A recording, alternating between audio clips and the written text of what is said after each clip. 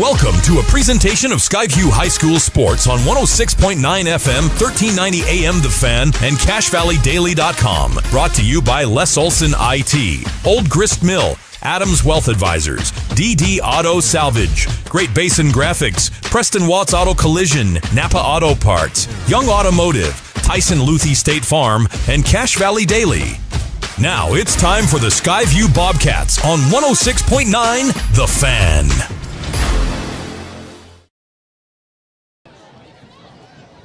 Good evening and welcome to Skyview High School.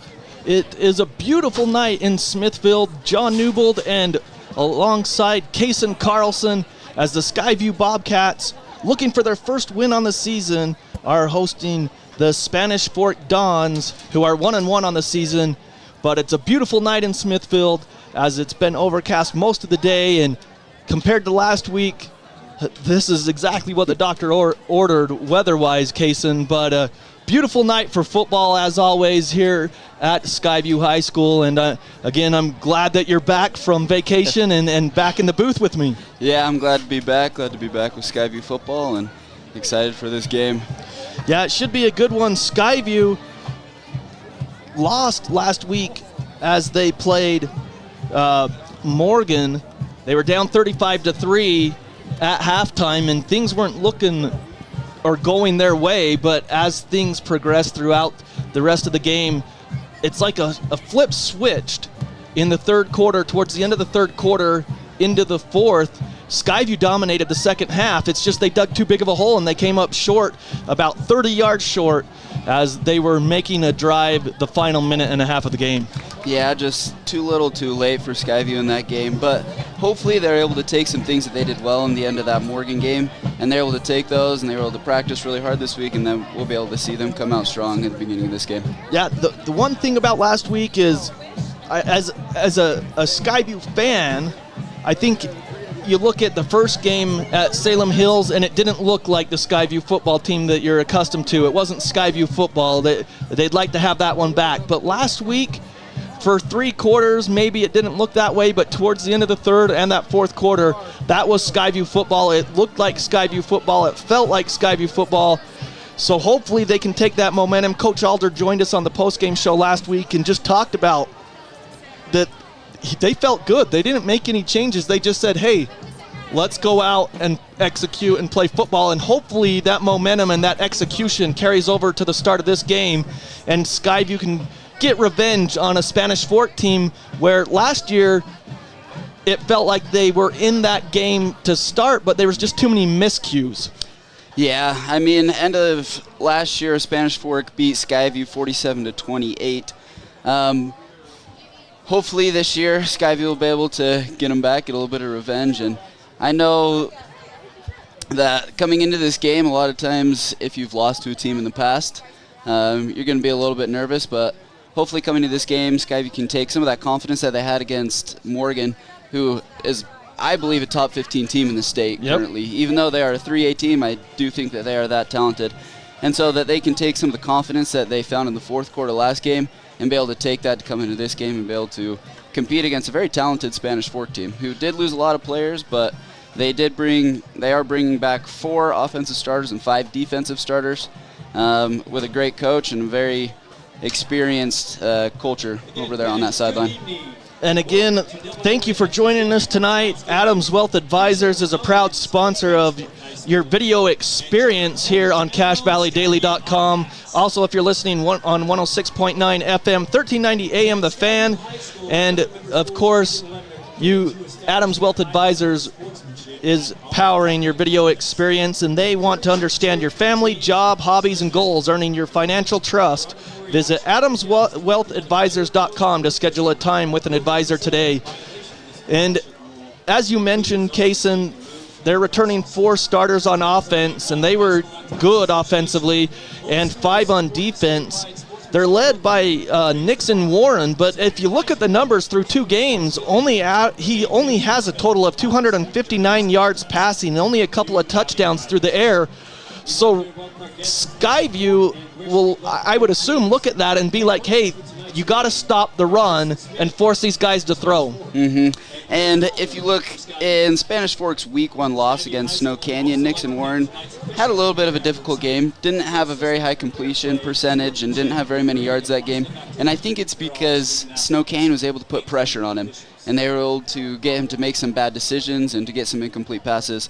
So hopefully Skyview today is able to replicate the pressure that Snow Canyon was able to put on him, and we can get him into some pressures, and hopefully he'll be able to make some mistakes. Well, and last week, you watched part of the game last week. Spanish Fork and Salem Hills played. Spanish Fork won by a touchdown, but you were saying they actually threw in a freshman quarterback a couple of times in some sets.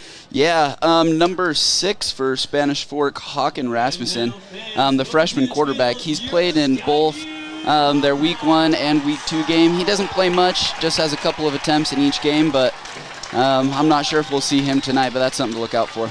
Even rushing the ball, it seems like this Spanish Fork team's struggling a little bit. Their leading carrier, Jordan Bunnell, 34 carries, 106 yards, and a TD on the ground. And then Nixon Warren was the next leading rusher at 69 yards, and that's the quarterback. So really this team, and Coach Smith said it in the Des News in the preview for Spanish Fork, that this was a team that he's been in, this is his 6th year, he's been there 5 years, and he's just saying that this was his most inexperienced team that he's coached, but they felt like they got that winning culture in place last season, and they hope to carry it over to this season, which has started 1-1. Yeah, it's always hard when you have a really good team like Spanish Fork did last year, who was very senior heavy. Obviously, when you're going to lose a lot of seniors on a great team like that, you're going to have a lot of inexperience with underclassmen. But then again, you're also going to have the culture and the leadership that those seniors are able to pass down. And as a coach, you're hopefully you're going to put the trust in your juniors that they're going to step up and be able to do the same thing that those seniors were able to do last year. Well, again, this Spanish Fork team, they're only averaging 22 points per game and allowing 31 a game, which is completely different. Last year they were averaging like 42 points a game, so it's really cut in half. So it's one of those things where that inexperience is showing so far early in the season. We're going to step aside and come back. You're listening to Skyview Football here on The Fan. DD Auto and Salvage is going to pay you the most for junk vehicles. Get rid of your junk vehicles today. Pickup is available. DD Auto and Salvage in Logan. Call 787-1204. That's 787-1204 today. See store for details. Great Basin Graphics does custom t-shirts and creates graphic designs that'll get your business noticed. Amazing colors and designs that seem to jump off the t-shirt. Go to greatbasingraphics.com. Great Basin Graphics, we made you look. At Adams Wealth Advisors, they believe that successful wealth management is all about planning. Adams Wealth Advisors is here to help. If you're transitioning a business, searching for the most up-to-date tax strategies, need help managing investments, or need help with estate planning, Adams Wealth Advisors has your back.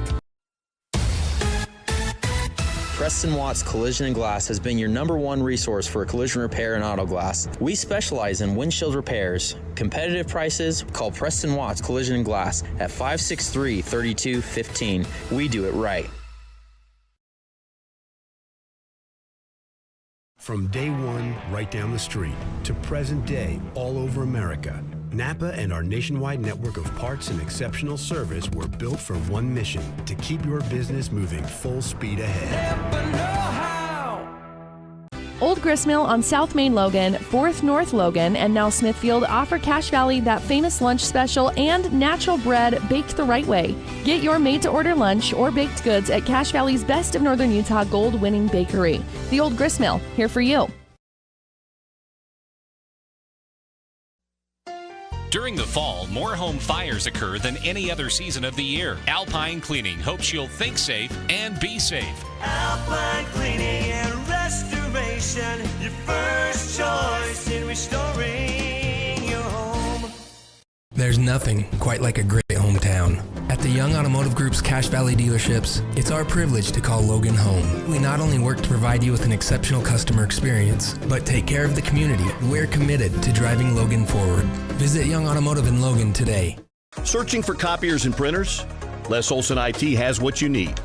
Find reliable HP printers, award-winning Sharp copiers, and high-end Ricoh graphic systems.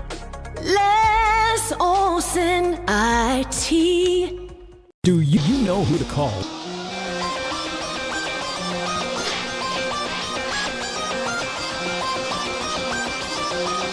Welcome back to Skyview High School.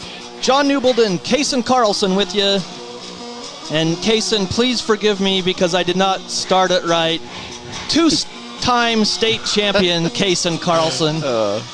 He always asks me to refer to him that way, and I forgot. I hope that I don't get beat down. Thanks, John. You're welcome. So both teams are at midfield. Skyview, as we look at the uniforms, they're in their black unis with blue numerals, white pants, and the blue helmets. Spanish Fork white jerseys with like a gray pants and the like gray helmet with a red stripe down. It looks like Skyview's won the coin toss, Kaysen.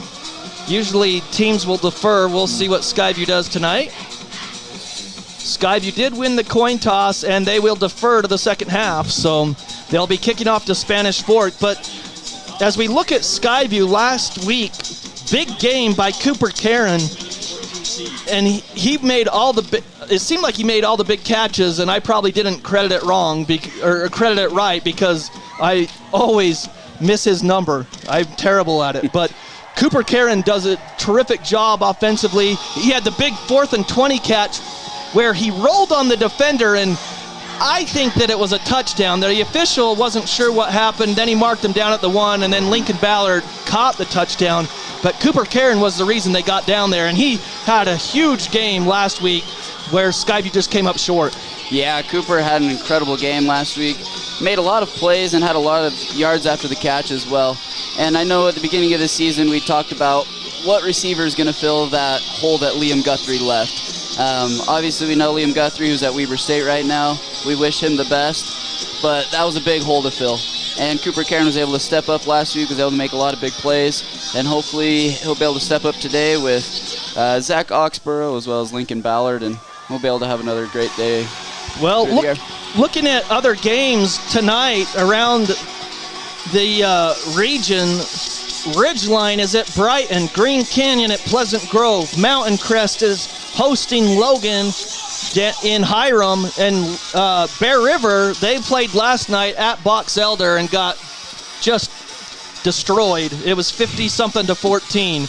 All B's in that matchup. So here we are, about underway, as Skyview's Carlson will be kicking left to right on your radio dial here on the Fan, kicking to the south to Spanish Fork, and we are about underway here in Smithfield for game number 3 of the 2025 season. Thanks for tuning in and listening as we await the whistle and kickoff here in Smithfield. They've got 2 deep backs for the Dons. It looks like Jackson Cloward's one of them. And booted away by Carlson's going to go into the end zone, and it will be a touchback. And so Spanish Fork will start on their own 20. Yeah, and I think back to receive with Jackson Cloward was number 18, Christopher Contreras, the junior cornerback for Spanish Fork.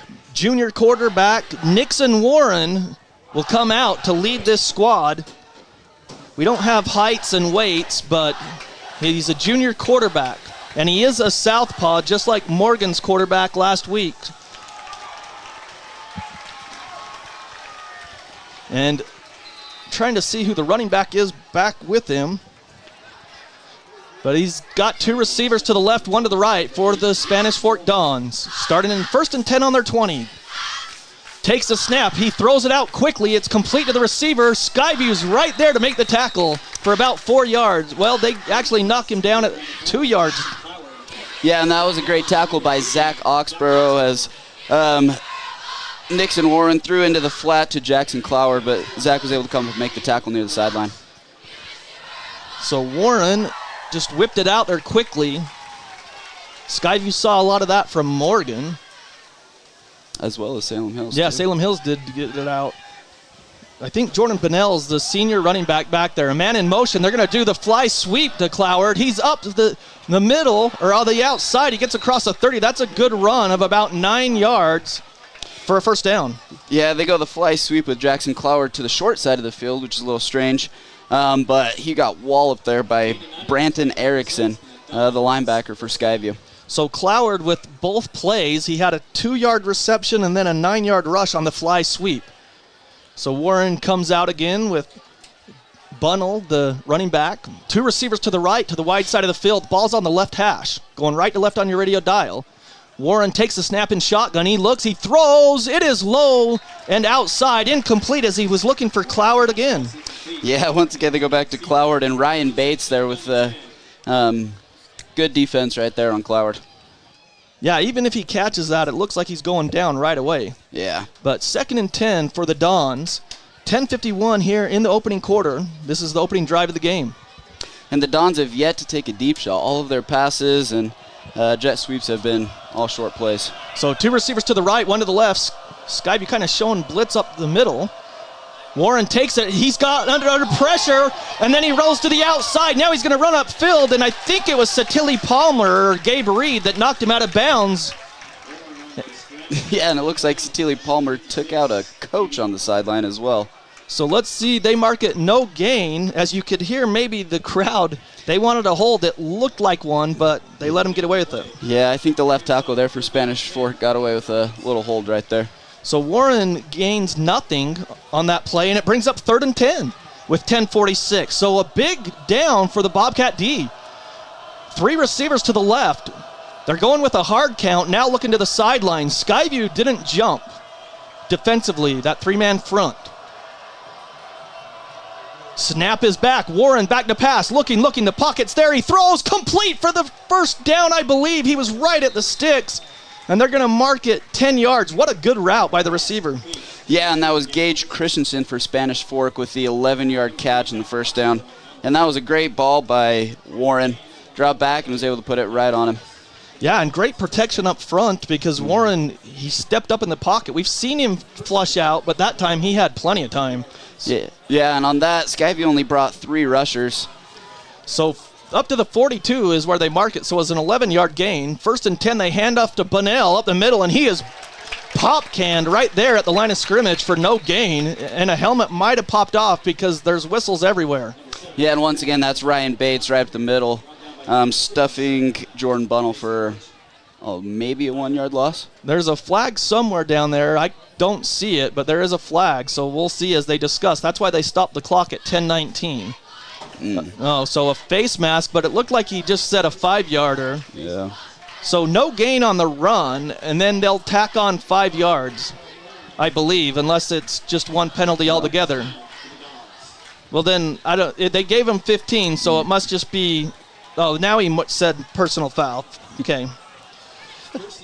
First indication, I didn't see it. Yeah, I didn't either. The only thing I saw was the face mask.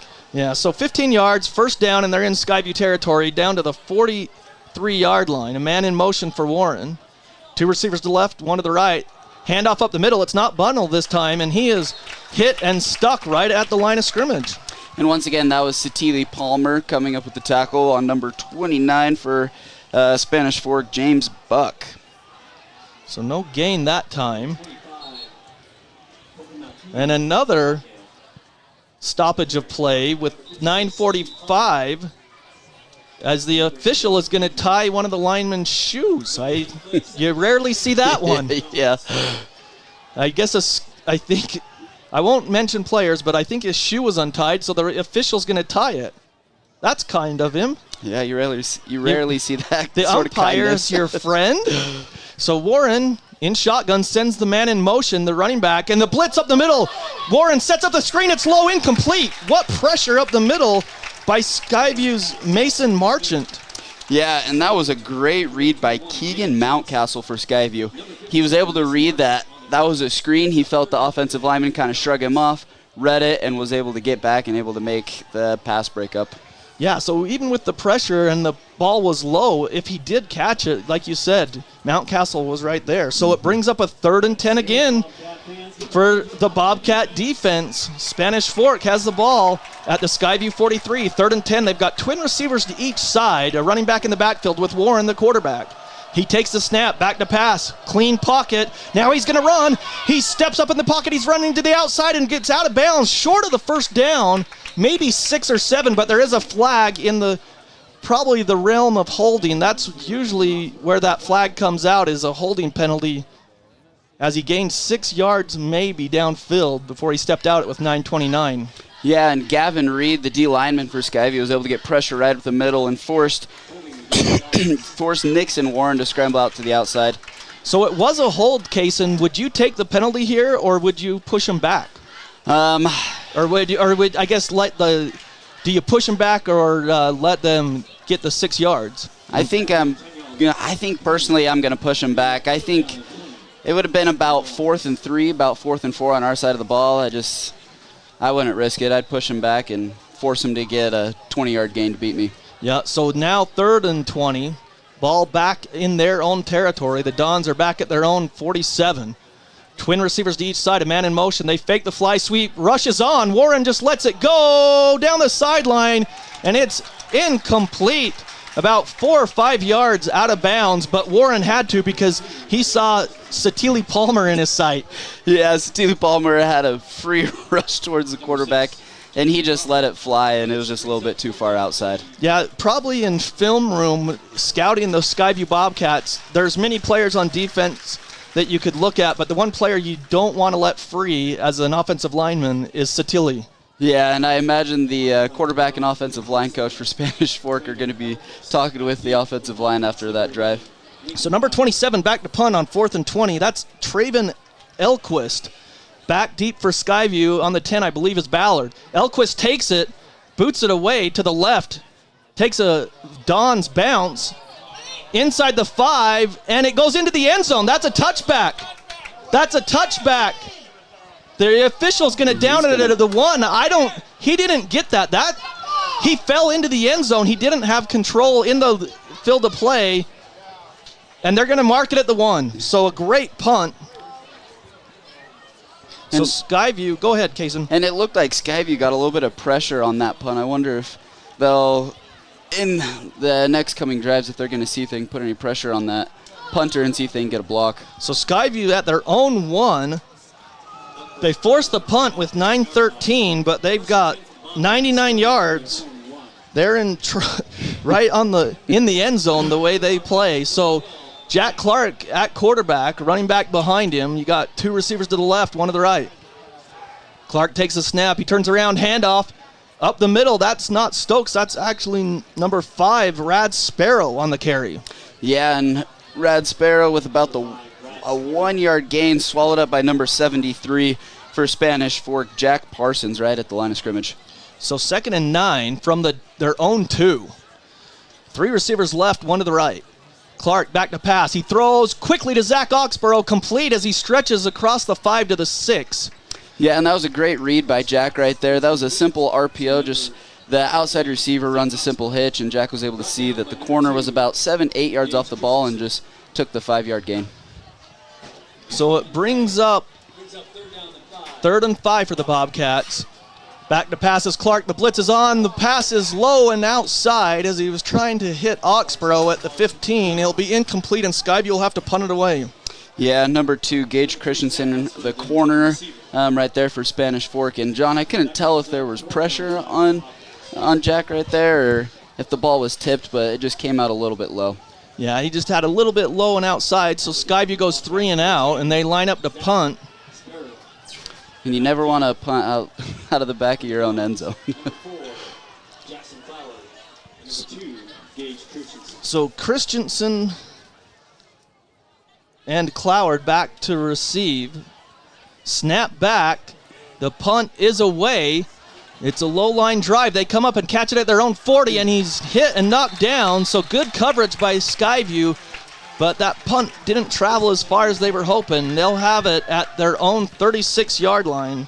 And that was great coverage right there by number 34, Brett Carling for Skyview, who's able to make the tackle immediately after the catch.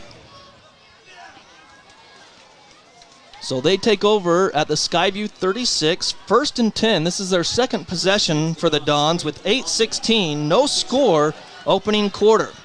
And this sets up Spanish Fork with really good starting field position. So Warren has Bunnell on his left hip. 2 receivers to the right, 1 to the left. Warren takes the snap, hands off to Bunnell up the middle, and he is taken down. What a push by the defensive lineman. Yeah, and I think it was Mayhew. 59 is what I saw. That's what I thought as well. Just came right down along the line and was able to wrap up Jordan Bunnell right at the line of scrimmage. That's a 1-yard loss. So it's going to bring up 2nd and 11. Ball goes back to their 37. So good job by Mayhew to get in there. He pushed that offensive lineman back into the backfield and then just wrapped Bunnell up and took him down. Yeah, he was playing as the opposite defensive end, was able to run right down the line of scrimmage and make the tackle for loss. 3 receivers right, 1 to the left for Warren. Takes the snap, it's low. He has to go down and get it. He throws, complete, and taken down. There's just right in the middle of that zone maybe, and he's down at the 31. The receiver made the catch. Yeah, and that was number 21, Jacob Johnson for Spanish Fork with the small gain. But Spanish Fork right there, they had 3 receivers to the field side, and they ran 2 of them on short routes, and they tried to leak a 3rd deep. And Skyview safety, I believe it was Zach Oxborough, did a great job of staying over top on the outside receiver running a fade. 7 minutes to go here in the first quarter. No score. 3rd and 5 for the Dons at the Skyview 31. 3 receivers to the left, 1 to the right. For Warren, the quarterback. Takes the snap. He's going to hand it off to Bunnell. There's nothing there as Skyview wraps him up and pulls him back. Skyview's rush defense tonight has been absolutely on point. Yeah, and that was Benjamin Mayhew again, coming from the opposite side of the line of scrimmage and was able to grab Jordan Bunnell from the back and was able to just drag him down. No gain. So 4th and 5 from the 31. Their kicker, his long on the season, he's 1 for 1, but the long has been 33. So I don't know his range, but that's his longest field goal this season is 33 yards. This one it would be at least 46, but they're going for it. 3 receivers to the left, 1 to the right on 4th and 5 from the Skyview 31. Warren from the right hash, and now a timeout by Coach Smith. Coach Dustin Smith didn't like what he saw, or he's second guessing. With 6:08 in the opening quarter, no score. We're going to keep it here. We've got 1 score update, I believe, so we'll go ahead and say it here. But Preston Watts Auto Collision and Glass, they've been in business for 60 years. Next time you crash, call Preston Watts Collision and Glass. They bring you this score update. Mountain Crest and Logan playing in Hiram, and it's Mountain Crest 7, Logan nothing, with 8:12 in the opening quarter of that matchup. Again, Ridgeline at Brighton, Green Canyon is at Pleasant Grove, and we hope to bring you those score updates throughout the evening. But again, you can always go to CashValleyDaily.com and watch all the matchups throughout the year as they are there. You just go to the high school sports section and click on the school that you want to see, and they've got photo galleries and all the news on CashValleyDaily.com. Now they come out, and I think they're lining up for a field goal. Nope, they're not. Here comes Warren again, the junior signal caller. So they switch the formation. They're on the right hash, the short side of the field, and that's where the 3 receivers are. They've got 1 receiver to the left for Warren. In shotgun, 4th and 5, takes a snap. He's looking left. Now he steps up in the pocket. He's running free. He's hit and drugged down. He's short of the first, but the one linesman on the far field has him up by the first down. He didn't even come close to that. Yeah, it looks like he's about 1 to 2 yards short of the first down. So he's marked down at the 26. There is no way that he should get the spot where he is on the far side of the field, but they mark it at 26. They're not even going to measure. Okay, so he got the first down. Yeah, the ref to this near side, it looked like he had him about a yard short, and the ref to the far side looked like he had the first down, but I'm surprised they're not even going to come out and measure it. Yeah, 4th and 5, and they convert. So 2 receivers to the right for Warren in shotgun on 1st and 10 now. Takes the snap, turn around, handoff up the middle, and he's cracked down as he gets across the 25 for a 2-yard gain to the 24. And that was James Buck, the sophomore running back for Spanish Fork on the 2-yard run. So Spanish Fork right now, they have 0 points to show for their drives, Kaysen, but they are controlling the clock as it's down to 5:19 here in the first quarter, and they're to the Skyview 24, 2nd and 8. And I feel like Spanish Forks had an even balance so far of pass and run and keeping Skyview on their toes. 2 receivers to the right, 1 to the left. Warren in shotgun. He's got the running back on his left hip. He's looking right the whole way. He throws. Oh, almost picked off by Zach Oxborough at the 10. And he's hopping around knowing he should have had it. He leaped, had it in his hands, but he couldn't pull it in. Yeah, Zach Oxborough had it right in his hands and just wasn't able to pull it down. But number 2, Gage Christensen, was the target on that play right up the middle. Zach Oxborough, he read the quarterback's eyes on that one. Mm-hmm. He had to have, because he came up and he saw it all the way because the receiver was open, but Zach knew where he was and where the ball was going.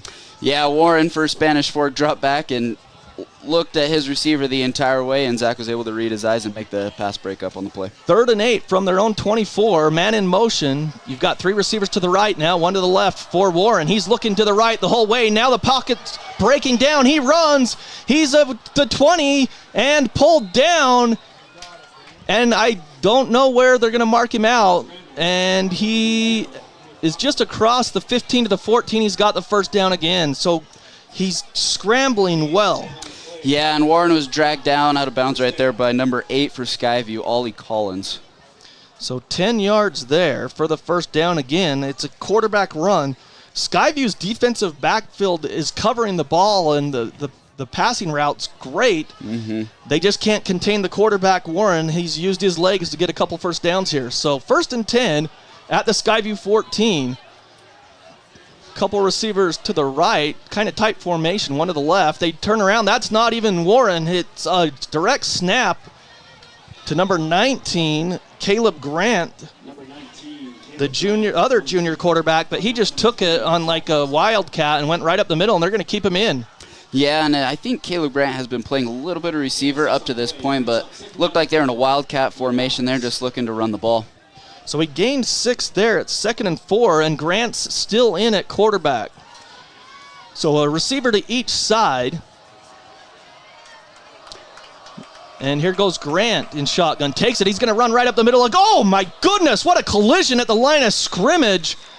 As he went right up the middle, there was a huge collision there with 405. Yeah, Andrew Oxborough came flying right through the line of scrimmage and smacked Caleb Grant. He did get down to the 6 from the 8, so 2 yards. It's going to bring up 3rd and 2, and they've already gone for it on the 4th, so you expect it to be 4-down territory if they don't get it here on 3rd and 2 at the Skyview 6. So now I believe that's Warren or Nixon Warren back in the game. They've got a receiver to each side, or is that number 9? No, I think it's number 8. It's Warren. Yeah, it's Warren. So they send a man in motion. He's going to run to the left, and Skyview's there for a loss. Skyview wasn't fooled that time. That looked like the man in motion came across right to left to be a lead blocker on that one. That's what I saw. Yeah, it looked like they brought him in motion, and it looked like he gave a little chip block and tried to leap just right into the first part of the end zone. And Skyview just was able to blow that play up, and Warren just had no time to throw the ball. That was a 4-yard loss back to the 10, so it brings up 4th and 6, but they're going to line up for a field goal from the left hash. This will be, they're marking it at the 17, or they're spotting it for the field goal. It will be a 27-yarder, so it's well within his range. The kicker is Jones, waiting for the snap. Snap down, hold is good. The kick on the way is good. So from 27 yards out, Spanish Fork strikes first, and they lead 3-0 with 2:41 left here in the first quarter. We'll take a break and be back right after this. DD Auto and Salvage is going to pay you the most for junk vehicles. Get rid of your junk vehicles today. Pickup is available. DD Auto and Salvage in Logan. Call 787-1204. That's 787-1204 today. See store for details. Great Basin Graphics does custom t-shirts and creates graphic designs that'll get your business noticed. Amazing colors and designs that seem to jump off the t-shirt. Go to greatbasingraphics.com. Great Basin Graphics. We made you look. At Adams Wealth Advisors. Welcome back to Skyview High School. 3-0. After the kickoff, we'll have some scores for you, but Spanish Fork 27-yard field goal to strike first with 2:41 in the first quarter. They lead 3-0. They kick it away. It looks like it's going to go into the end zone, and it does. So Skyview will take over at their own 20, but a couple of scores for you. Tyson Luthi, State Farm, your local expert for everything insurance. They bring you Skyview football here on the Fan. Ridgeline leads Brighton 7-0 with 3:33 in the first quarter. Green Canyon is at Pleasant Grove. They lead 7-0. And again, the last score we had, Mountain Crest 7, Logan 0, and that was in the first quarter as well. So Skyview takes over 1st and 10 from their own 20 with 2:40. They trail 3-0. Jack Clark takes the snap. He whips it out there to the Oxborough. Gets a block. He's up the field for about 6. Yeah, and that was a great block right there by Jace Carlson on the outside. Was able to throw the corner and allowed Zach to get about a 5-yard gain. So they mark it across the 25 to the 26, so 6 yards to Oxborough. Second down, they get some movement.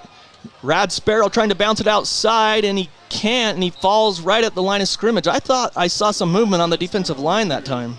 Yeah, it looked like they were shifting a little bit, but Radley Sparrow on the outside run, and he was swallowed up by Braden Briggs, the strong safety for Spanish Fork, right at the line of scrimmage. So third down, Skyview. They line up quickly. It's 3rd and 4 from the 26. Clark back to pass. Looking. He throws. Complete. Oxborough first down. The drive will stay alive. Good route. He just ran a hook route to the 31 across the sticks. Yeah, and Spanish Fork has been playing mainly man coverage this entire game, and Zach right there came off the ball hard and was able to make a great cut for the catch. So 6 yards to the 32. They run a pitch play.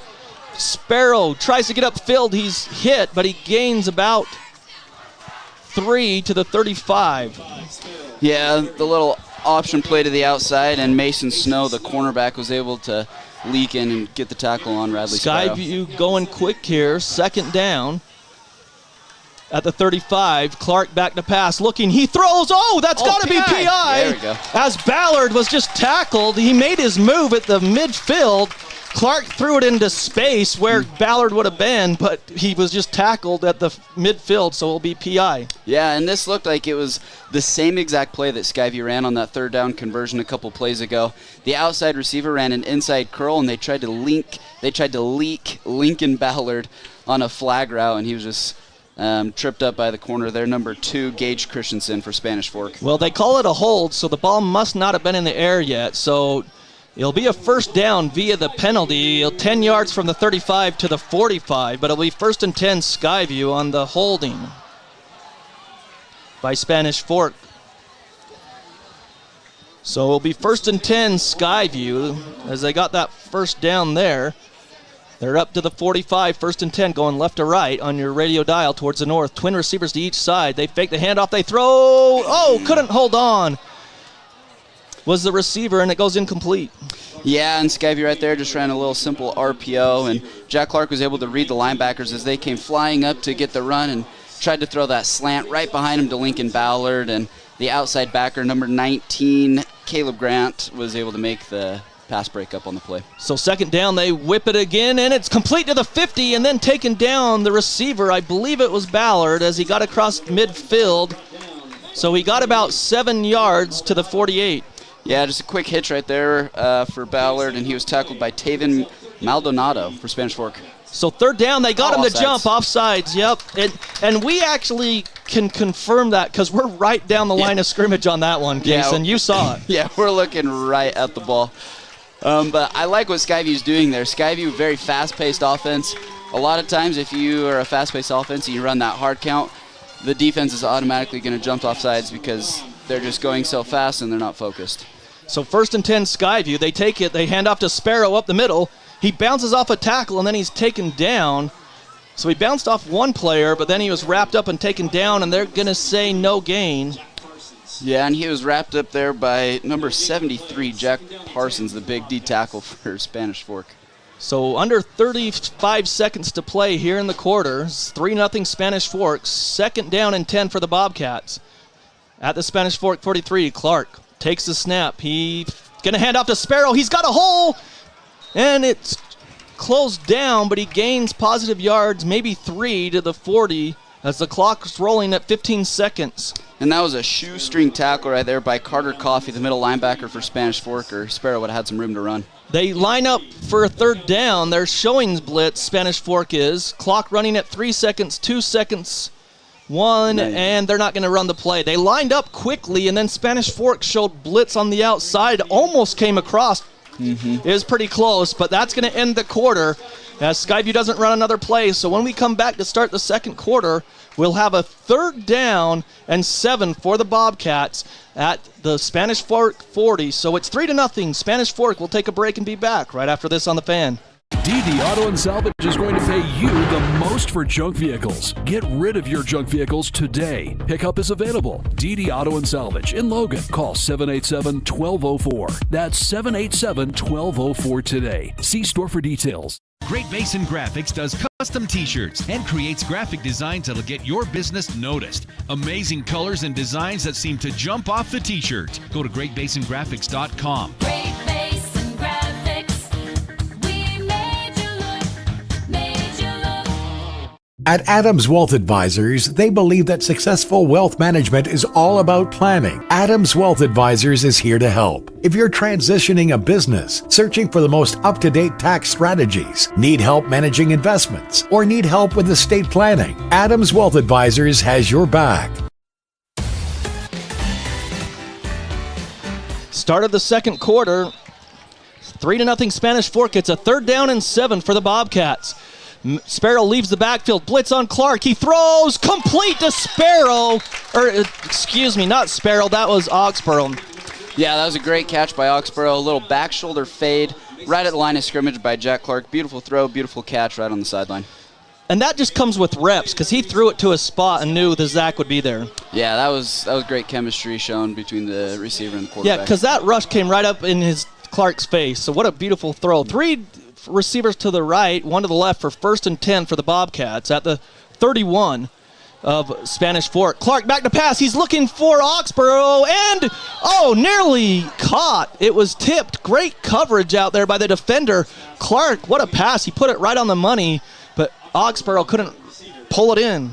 Yeah, and that was one-on-one between Zach Oxborough and number 12 Mason Snow for Spanish Fork. And great throw by Jack, but Zach just wasn't able to bring it in. Yeah, good defense there, knocking it loose. So 2nd down and 10. Ball's at the 31. 3 receivers to the right, 1 to the left. Same formation, really. Sparrow in the backfield behind Clark. Takes the snap. He's going to fake the handoff. He throws it quickly to Zach Oxborough. Spins away across the 20, but a shoelace tackler. He's gone the distance, but he gets to the 19. Yeah, and Skyview ran this play earlier in the drive where Jack is just able to read the corner. He's about 7-8 yards off the ball. Zach just runs a simple 5-yard hitch, and they're able to get the completion for the first down. 12 yards, and they're at the 19 of Spanish Fork. 2 receivers to each side. Hand off to Sparrow, some room to run. He bounces off one of the offensive tackles and bounces forward to about the 16. We'll give him 3. Yeah, and he was swallowed up there by Sivihosia. Or Sivihosi, right on the line of scrimmage, the D tackle for Spanish Fork. So 2nd down and 7 for the Bobcats. They turn around, hand off to Sparrow again, and he breaks 1 tackle, gets across the 15 to the 14, so 2 yards. And looked like he was wrapped up there by Jackson Beckstead, the middle linebacker for Spanish Fork, for about a 2-yard gain. Yeah, 3rd and 6. Or 3rd and 4, excuse me. Running back leaves the backfield. Clark back to pass. Looking. The blitz is on late. He throws complete. Wide open. 10, 5. Touchdown, Skyview. And that was a great play by Jack. Pressure came right into his face. He was able to buy some time and able to get the check down to his running back there. And that was just a great play by, I believe, Ollie Collins, who was able to get the catch, run along the sideline, and truck a guy into the end zone. So Ollie Collins, the 14-yard pass play.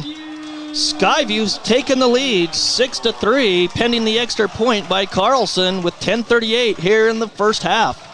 And look for those running back routes to be open because Spanish Fork has been running a lot of man coverage. And a lot of times when you're running man coverage in high school, it's the linebacker's job to guard. and the PAT is good by Skyview.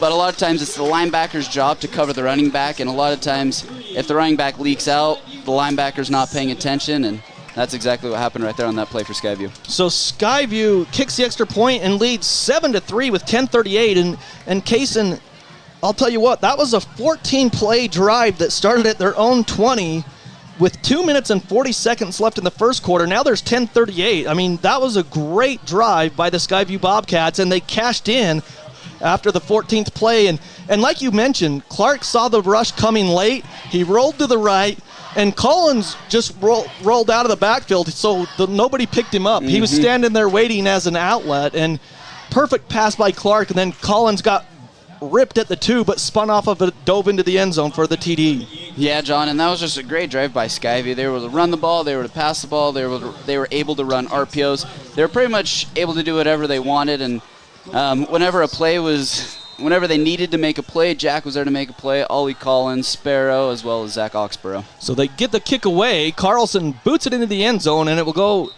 for a touchback. They did 6 passing plays on that drive. Well, let's see, 7. One was incomplete.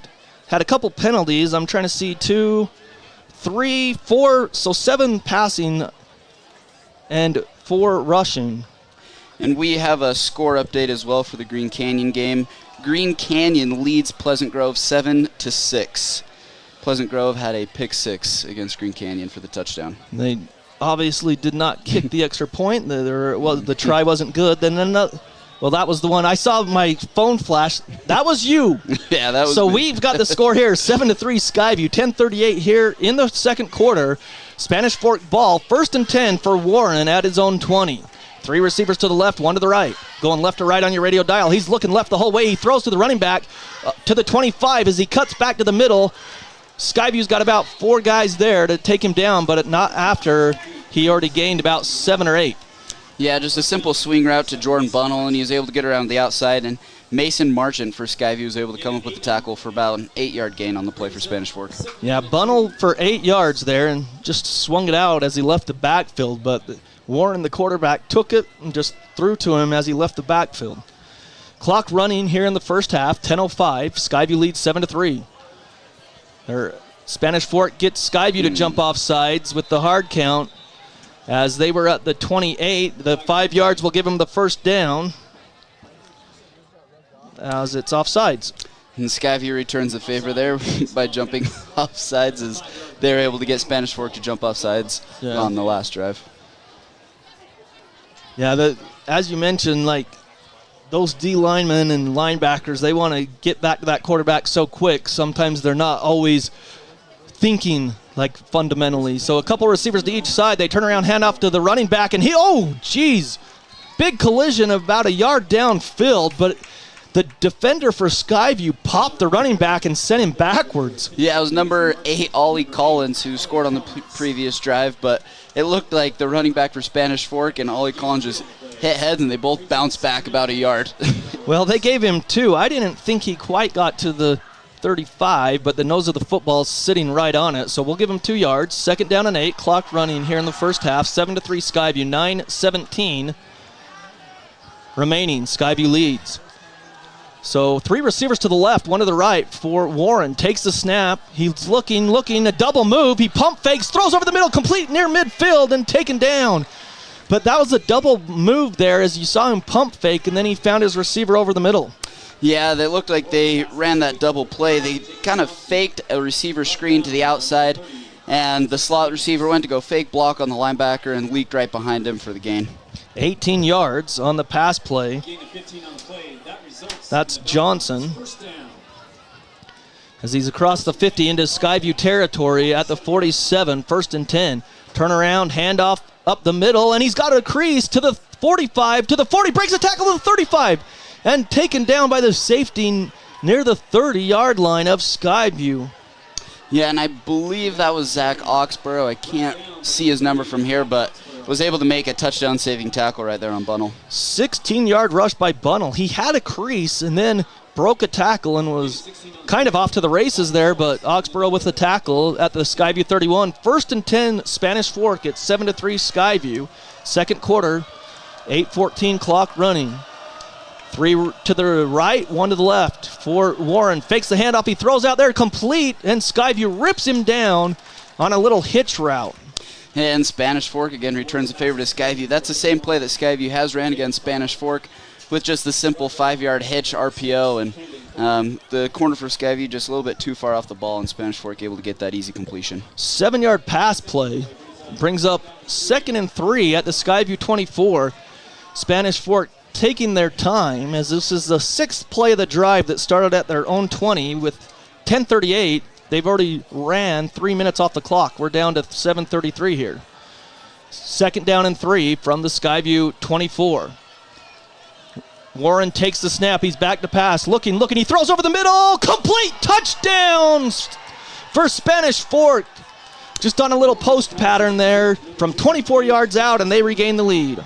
Yeah, Gage Christensen, the outside receiver for Spanish Fork, was able to run about a 15-yard post there. Just got inside of the cornerback for Skyview High School and able to get the touchdown. They take the lead back 9-7. Spanish Fork does, as they are on to attempt the extra point. Christensen to hold, and the kicker, I think that's Cohen Frost, a sophomore. So snap back, hold down, kick on the way, looks good, and it is. So with 7:22, Spanish Fork has a 10-7 lead. We'll take a break and be back right here on The Fan. DD Auto and Salvage is going to pay you the most for junk vehicles. Get rid of your junk vehicles today. Pickup is available. DD Auto and Salvage in Logan. Call 787-1204. That's 787-1204 today. See store for details. Great Basin Graphics does custom t-shirts and creates graphic designs that'll get your business noticed. Amazing colors and designs that seem to jump off the t-shirt. Go to greatbasingraphics.com. Great Basin Graphics. We made you look.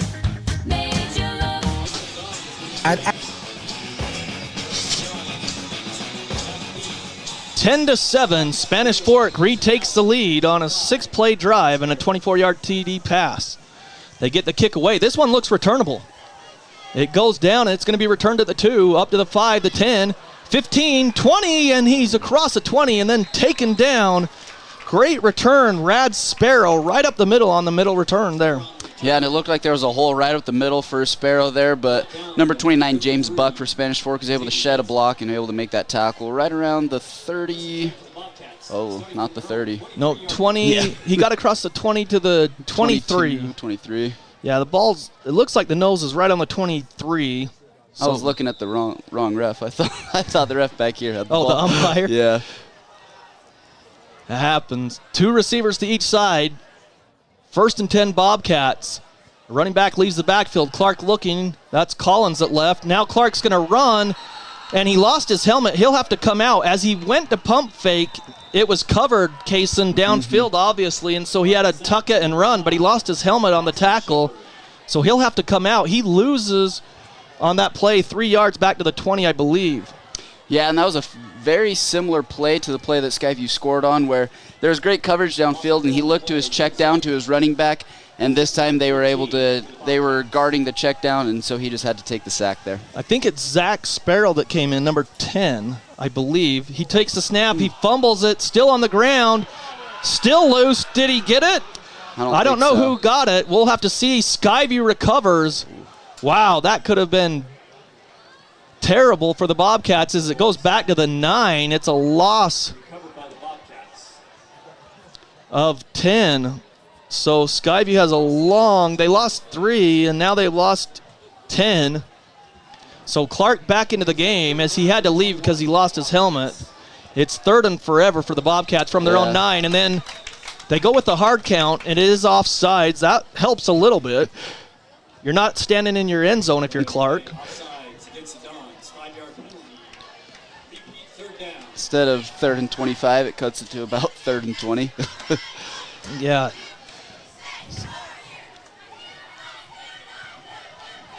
So up to about the 14-yard line is where they're going to mark it. They need to get out to the 33 for a first. So 3rd and 19 for the Bobcats. 3 receivers to the left. Ollie Collins leaves the backfield. They set up a wide receiver screen to Carlson, but he can't find anything inside on that wide receiver screen. Yeah, they ran a little jailbreak screen there for Jace Carlson, and number 80, Matai Johnson for Spanish Fork was able to read it and able to come down the line and make the tackle on Carlson for looks like about no gain. So no gain. So that was didn't go anywhere for the Bobcats as they trail 10-7. They're going to be punting away. They have two backs to receive it. It's Cloward and Christensen back around their own 45. High snap. They go up and get it. The punt is away. It's a low line drive. They call for a fair catch, and it's caught at the Skyview 43. So that drive went backwards, and now the defense who's played so well for Skyview, they've got to step up here as Spanish Fork has a 10-7 lead, Kaysen, and they're already in Skyview territory here. Yeah, this is going to be a very big defensive drive for Skyview as there is about 5.5 minutes left in the first half, and Spanish Fork is starting with great territory already on the Skyview side of the field. Yeah, they're at the Skyview 44 for Warren. 1st and 10, two receivers left. They're going to turn around, hand it off, up the middle, and they take him down, and he's from the 44 across the 40 to the 39, a gain of 5. It'll bring up 2nd and 5. Yeah, and it looked like there was about 5 or 6 Skyview defenders on the play that were able to drag Bunnell down for about a 6-yard gain. So Skyview's done so good defensively against the rush tonight, but they gained 5 there. It's to the Skyview 39, 2nd and 5. Clock under 5 minutes to play here in the first half. 10-7, Spanish Fork leads. So they flip it. 2 receivers to the left, 1 to the right now. Running back on the right hip of Warren, the quarterback. Takes the snap. He's looking. Blitz is on. He's flushed out. Clear back, and he lets it fly. Incomplete. Wow, he went back about 20 yards. Yeah, Ryan Bates, the outside linebacker for Skyview, blitzed off the outside and came untouched, running directly at Warren, and Warren ran backwards for about 20-25 yards before he threw it out of bounds. Yeah, the closer he got to the sideline, I'm sure that the coaching staff was like, just throw it away! And he finally did. Incomplete. It brings up 3rd and 5. 4:42 left. And this will be a very big play for Skyview because if you can stop them here, this keeps them out of field goal range, and this gets you the ball back. Yeah, so here goes Spanish Fork. They kind of have a tighter formation, but 3 receivers to the left. They send 1 to the right in motion. Now they throw back to the left on a screen, gets some blocks. He's got the first down or near it, and then a flag comes out late. It's probably a sideline warning. Yeah, it is. Mm-hmm. So it won't matter. It's just a warning. So from the 39, they get up to the 31, 8 yards for the first down. Yeah, and Spanish Fork right there with a pretty nifty play. They ran a fake halfback pitch to the right, trying to get those linebackers to go with the running back. And the quarterback, Warren, was able to flip back and hit the receiver screen on the opposite side for the first down. So up to the 31 of Skyview, 1st and 10. Clock running at 4:23. It's 10-7 Spanish Fork. Skyview did win the coin toss. They'll get the ball to start the second half, but they want to stop here and get the ball back for their offense. 2 receivers to the left, 1 to the right on 1st and 10. They turn around, they hand it off. He bounces it outside and then cuts back inside. Has to dive forward. He wanted to bounce it outside, and Skyview's backer was out there, forced him back inside. Yeah, Ollie Collins, the outside linebacker for Skyview, was able to turn him back in, and he was tripped up around the line of scrimmage and able to dive forward for about the 3-yard gain. Yeah, up to the 28, so 3 yards. It'll be 2nd and 7. Clock continues to run. So under 3:38 to play here in the half. 10-7 Spanish Fork. They're going left to right on your radio dial towards the south. 10-7 Spanish Fork leads on 2nd and 7. They flip it back on a sweep, and Skyview meets it. They did a misdirection there. The thing that you want them to do is have the defense not be looking back there, but Skyview covered it so well, and that takes so much time to get back to that side. It really didn't go anywhere. Yeah, that was a great job by Skyview of staying at home, and that was a great job of the linebackers of reading the offensive lineman. The offensive lineman will always take you to where the ball is going to go, they had linemen pull to the left. The linebacker was able to read it and able to make that tackle. So it's 3rd down and 7 from the Skyview 28. 2 timeouts for Spanish Fork. Skyview has 3. Big 3rd down here. 3rd down and 7. Twin receivers to each side. Running back in the backfield with Warren, the quarterback. He gets the snap. He's going to roll out to the right. Still rolling. He throws. It is picked. Oh, nearly picked off. What a defensive play there. And that's Cooper Karen. He just undercut the receiver and about had the pick. Yeah, Warren tried to make the throw there to Gage Christensen right there on the sideline, and Cooper Karen with an incredible play was able to jump in front of the receiver and almost had an interception right there on the sideline. Wow, what a job by Cooper Karen to read that. That ball was right on the money, and Cooper came basically out of nowhere, really, and just stepped in front of the receiver and couldn't pull it in, but they're going for it on 4th down here. And now a timeout by Coach Smith. No, a timeout by Coach Alder with 2:36. So Skyview will keep it here. It's 10-7. We have a score update, I believe. And this score update brought to you by Young Automotive. Think young, drive young. Multiple dealerships in Cache Valley and throughout northern Utah. They're a proud sponsor of Skyview Sports here on 106.9 FM and 1390 AM, The Fan, and also the video on CacheValleyDaily.com. Do you have that score, Kaysen? Yeah, we have Mountain Crest leading Logan 14-0 with about 5.5 minutes left in the first half. And then we go out to Ridgeline, who's leading Brighton 21-0, again with about 5.5 minutes left in the first half. So, again, here it's 10-7 Spanish Fork. But a big play here, 4th and 7. They're in Skyview territory at the Skyview 28.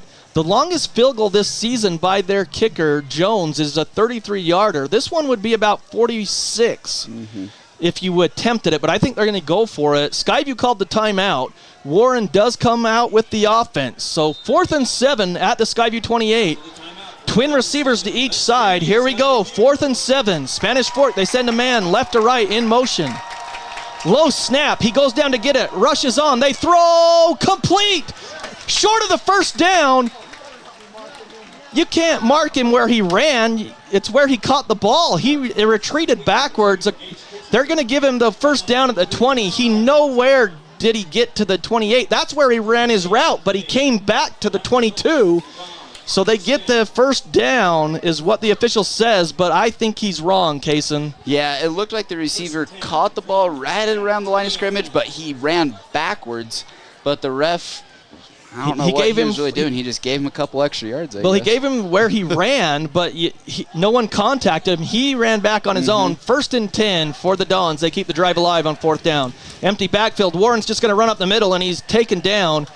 And with that kind of play, with 1:49 left, it's almost like they're just setting up for a field goal. It doesn't mean that they're not going to come out and throw, but that's what it looks like to me. But a 2-yard run by Warren. Yeah, and I think Spanish Fork, they just want to take all the time off on the clock. Whether they're going to settle for the field goal, but I think their main objective is they just don't want to leave Skyview with any sort of time left on the clock this half. Both teams have 2 timeouts. It's 10-7 Spanish Fork, 1:24 clock running before the half.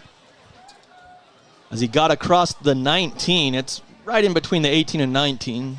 We'll call it 2nd and 8, though. Empty backfield again. Twin receivers to each side for Warren. 10, clock running. He takes the snap. He's back to pass. Looking. The blitz is on. And he is, that's intentional grounding. Yeah. Incomplete. It didn't get to the line of scrimmage.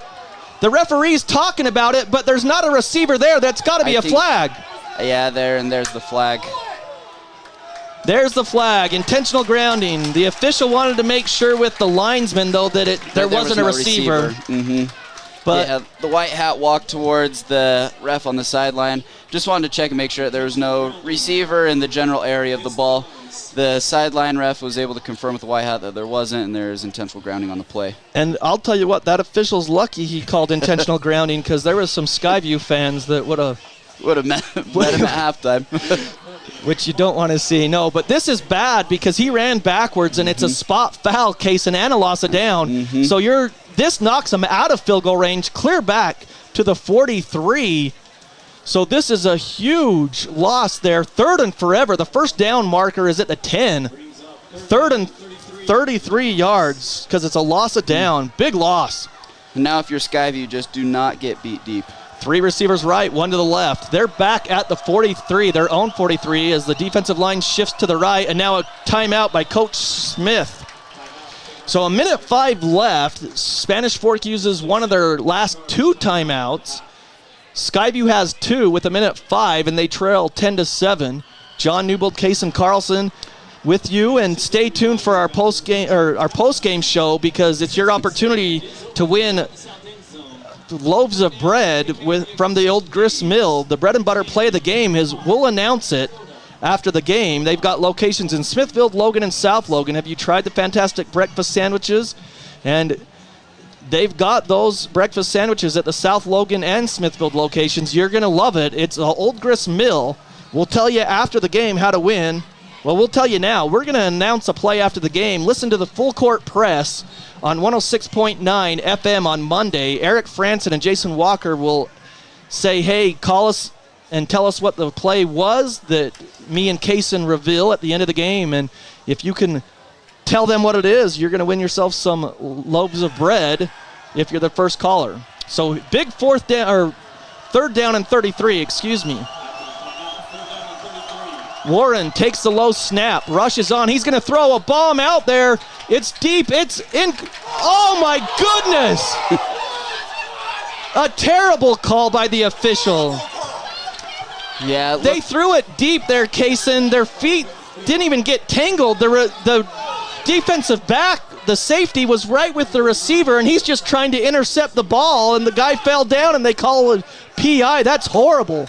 Yeah, and personally, I believe that's what Spanish Fork was looking for there. There's a lot of teams where if you're in situations like this of 3rd and 30 plus, you're going to try and just go for the foul. You're just going to chuck the ball, and you're just going to have the receiver kind of fall over and try and get the call. And that's what Spanish Fork did there, and they were able to deceive the ref, I guess. And it deceived the ref for sure. He's gonna regret that one as he looks back on film. It only is 15 yards, so it's going to still be 3rd down and long at the Skyview 28, but it took time off the clock. 2 receivers to the left, 1 to the right. They're at the 29 now of Skyview. They take the snap. Warren back to pass on 3rd down. Looking, he throws a bomb again, and incomplete. Look for a flag because they did bump, and an incomplete, no call this time. And so it'll bring up 4th and long for Spanish Fork with 54 seconds. Yeah, and Warren there was trying to connect with Jackson Clower, the receiver for Spanish Fork, on just a middle seam up the middle, and he just put it out there a little bit too far, and Clower wasn't able to reach it. So 4th down and long here, 18 to be exact. They're at the Skyview, 28-yard line. 54 seconds. Spanish Fork on 4th down. 3 receivers to the left, 1 to the right. The ball's in between the hashes. The running back is in the backfield with Warren. They go hard count. Skyview doesn't jump. Now he looks to the sideline. Still looking. Wonder if they'll even run a play here. He's going to take the snap, and the rush is on.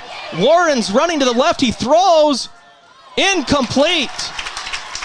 I don't know. Kason, what do you think? Do you think that he even wanted that snap back? Because when he caught it, he was the only one that moved, the quarterback. Yeah, Spanish Fork started out with the hard count, as we saw, and I think they looked to the sideline to check the play. And I think the play came into the quarterback, and I don't think that he repeated the play to his lineman because the ball snapped and none of the offensive linemen moved. Yeah, that was kind of weird. And about 3 Skyview defensive linemen just had a free rush right at Warren, but he was able to make a pretty good play and was able to make a great throw and gave his receiver, Jackson Clower, a chance to make a catch there for the 1st down. But great pass break up there by the Skyview defense. So Skyview trails 10-7, 47.6 on the clock. They've got 2 timeouts. They're at their own 28. We'll see what Coach Alder does here. 2 receivers to each side for Clark on 1st and 10. Running back leaves the backfield. Clark rushes on. Now he's going to run. He's got a lot of room to the 30. Stiff arms and gets out of bounds across the 35. We'll see where they mark him out. They mark him right at the 35. So a 7-yard gain, and he stops the clock with 40.9. Yeah, that was a great job by Jack. Spanish Fork blitzed a couple of their linebackers, got a lot of pressure on him. He's able to step up and leak out and able to get about an 8-yard gain and get out of bounds. 2nd and 3 for Clark on the 35. They take the snap. Clark back to pass. He just whips it out to the running back, trying to get outside. Stiff arms and gets out of bounds. Great effort by the Bobcat running back across the 40 to the 41. I'm not sure who it was, though. Yeah, that was number 8, Ollie Collins, who caught the little swing pass. And he was tackled by number 12, Mason Snow, right on the Skyview sideline. So to the 41, 6 yards, and the clock stopped at 35. There's an injury on the Skyview sideline. Well, is it a Skyview? Yeah, it's a Skyview player. So that's Ollie. He kind of landed on the ball. So they're just stretching him out. So anyways, that Skyview 1st and 10 from their own 41, 35 seconds and 2 timeouts. 3 receivers to the right, 1 to the left for Clark. Takes the snap, back to pass, throws, complete. 1st down across the 50 to the 45 and taken down in Spanish Fork territory up to the 43. Yeah, and that was a great catch right there by Lincoln Ballard, able to get the 1st down on the play. 15 yards and a timeout by, they're going to say, clock's at 24 seconds. The official says it needs to be moved up a yard. So it's actually a 16-yard pass play. So Ballard for 16, and they are at the Spanish Fork 43. Clock running, though. Down to 14. They haven't snapped. Down to 12. Clark takes it. Back to pass. Looking. He throws. He's got a man out there. PI! And there's the flags with 6 seconds as the receiver, I think that's Cooper Karen coming back for the ball, and he got clotheslined. Yeah, number 2 there, Gage Christensen, the corner for Spanish Fork, got beat. Jack was able to make the throw, and the receiver of Skyview tried to come back to make the catch and just got clotheslined by the Spanish Fork cornerback.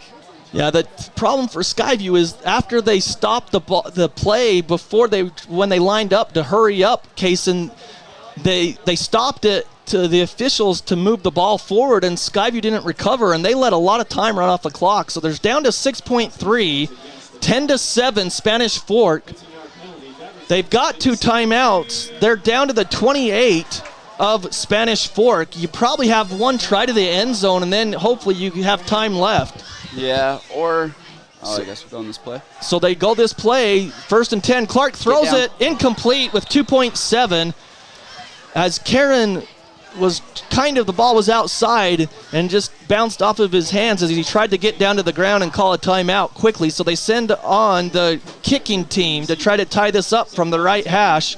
This will be Carlson. They're spotting it at the 35, so it'll be a 45-yard attempt, and his long is 34. So a 45-yard attempt from the right hash, and now a timeout by Coach Smith of Spanish Fork. He uses his last timeout with 2.7, Kaysen. Yeah, and I liked that last play by Skyview. They just tried to get a little short 7-8-yard gain just to make it a bit of an easier field goal there for Jace Carlson, but they just weren't able to connect and look that catch in. And we also have a couple of score updates around the Valley for you before we go to this field goal attempt by Skyview. Okay. Currently, Mountain Crest leads Logan 28-0 with about 2 minutes left in the first half, and Green Canyon leads Pleasant Grove 10-6. And our last score that we've got for the Ridgeline Brighton game was 27-0 Ridgeline with about 4.5 minutes left in the first half. So here it's 10-7 Spanish Fork. Skyview lining up. Carlson, he's hit a 34-yarder this year, but this one will be spotted at the 35. So a 45-yarder from the right hash. Well, we await the snap. Snap, back, hold down. Carlson looks like he's got it. It is good! From 45 to end the half, and we're all tied up. What a kick by Jace Carlson from 45 yards. That was a very impressive kick, and that looked like it had the leg to go for about 50. Yeah, and that was right. From our vantage point, it looked right down the middle from the right from the right hash. So 45-yard field goal to tie it up. It's 10-10 here in Smithfield. We're at the half. We're going to step aside and come back. here on 106.9 FM and 1390 AM The Fan. John Newbold and Kason Carlson with you. Skyview 10 and Spanish Fort 10 here at the end of the first half. DD Auto and Salvage is going to pay you the most for junk vehicles. Get rid of your junk vehicles today. Pickup is available. DD Auto and Salvage in Logan. Call 787-1204. That's 787-1204 today. See store for details. Great Basin Graphics does custom t-shirts and creates graphic designs that'll get your business noticed. Amazing colors and designs that seem to jump off the t-shirt. Go to greatbasingraphics.com. Great Basin Graphics. We made you look. At Adams Wealth Advisors, they believe that successful wealth management is all about planning. Adams Wealth Advisors is here to help. If you're transitioning a business, searching for the most up-to-date tax strategies, need help managing investments, or need help with estate planning, Adams Wealth Advisors has your back. Preston Watts Collision and Glass has been your #1 resource for collision repair and auto glass. We specialize in windshield repairs. Competitive prices, call Preston Watts Collision and Glass at 563-3215. We do it right. From day one, right down the street, to present day, all over America, Napa and our nationwide network of parts and exceptional service were built for one mission: to keep your business moving full speed ahead. Old Gristmill on South Main Logan, 4th North Logan, and now Smithfield offer Cache Valley that famous lunch special and natural bread baked the right way. Get your made-to-order lunch or baked goods at Cache Valley's Best of Northern Utah gold-winning bakery. The Old Gristmill, here for you. During the fall, more home fires occur than any other season of the year. Alpine Cleaning hopes you'll think safe and be safe. Alpine Cleaning and Restoration, your first choice in restoring your home. There's nothing quite like a great hometown. At the Young Automotive Group's Cache Valley dealerships, it's our privilege to call Logan home. We not only work to provide you with an exceptional customer experience, but take care of the community. We're committed to driving Logan forward. Visit Young Automotive in Logan today. Searching for copiers and printers? Les Olson IT has what you need. Find reliable HP printers, award-winning Sharp copiers, and high-end Ricoh graphic systems. Les Olson IT. Do you know who to call when you need your electrical system serviced? Gem Electric in Tremonton can get you taken care of. That's John Miller at Gem Electric. Call Gem Electric today at 257-7113. You'll find their service and expertise is shocking. From what's happening in local political elections, to breaking news, to photo galleries and replays of the latest games. If it's happening in our community, it's on CacheValleyDaily.com and the Cache Valley Daily app. Local, relevant news on CacheValleyDaily.com. DD Auto and Salvage is going to pay you the most for junk vehicles. Get rid of your junk vehicles today. Pickup is available. DD Auto and Salvage in Logan. Call 787-1204. That's 787-1204 today. See store for details. Great Basin Graphics does custom t-shirts and creates graphic designs that'll get your business noticed. Amazing colors and designs that seem to jump off the t-shirt. Go to greatbasingraphics.com. Great Basin Graphics. We made you look. At Adams Wealth Advisors, they believe that successful wealth management is all about planning. Adams Wealth Advisors is here to help. If you're transitioning a business, searching for the most up-to-date tax strategies, need help managing investments, or need help with estate planning, Adams Wealth Advisors has your back. Preston Watts Collision and Glass has been your #1 resource for collision repair and auto glass. We specialize in windshield repairs. Competitive prices, call Preston Watts Collision and Glass at 563-3215. We do it right. From day one, right down the street, to present day, all over America, Napa and our nationwide network of parts and exceptional service were built for one mission: to keep your business moving full speed ahead. Old Gristmill on South Main Logan, 4th North Logan, and now Smithfield offer Cache Valley that famous lunch special and natural bread baked the right way. Get your made-to-order lunch or baked goods at Cache Valley's Best of Northern Utah gold-winning bakery. The Old Gristmill, here for you. During the fall, more home fires occur than any other season of the year. Alpine Cleaning hopes you'll think safe and be safe. Alpine Cleaning and Restoration, your first choice in restoring your home. There's nothing quite like a great hometown. At the Young Automotive Group's Cache Valley dealerships, it's our privilege to call Logan home. We not only work to provide you with an exceptional customer experience, but take care of the community. We're committed to driving Logan forward. Visit Young Automotive in Logan today. Searching for copiers and printers? Les Olson IT has what you need. Find reliable HP printers, award-winning Sharp copiers, and high-end Ricoh graphic systems. Les Olson IT. Do you know who to call when you need your electrical system service? Gem Electric in Tremonton can get you taken care of. That's John Miller at Gem Electric. Call Gem Electric today at 257-7113. You'll find their service and expertise is shocking. From what's happening in local political elections, to breaking news, to photo galleries and replays of the latest games. If it's happening in our community, it's on CacheValleyDaily.com and the Cache Valley Daily app. Local, relevant news on CacheValleyDaily.com.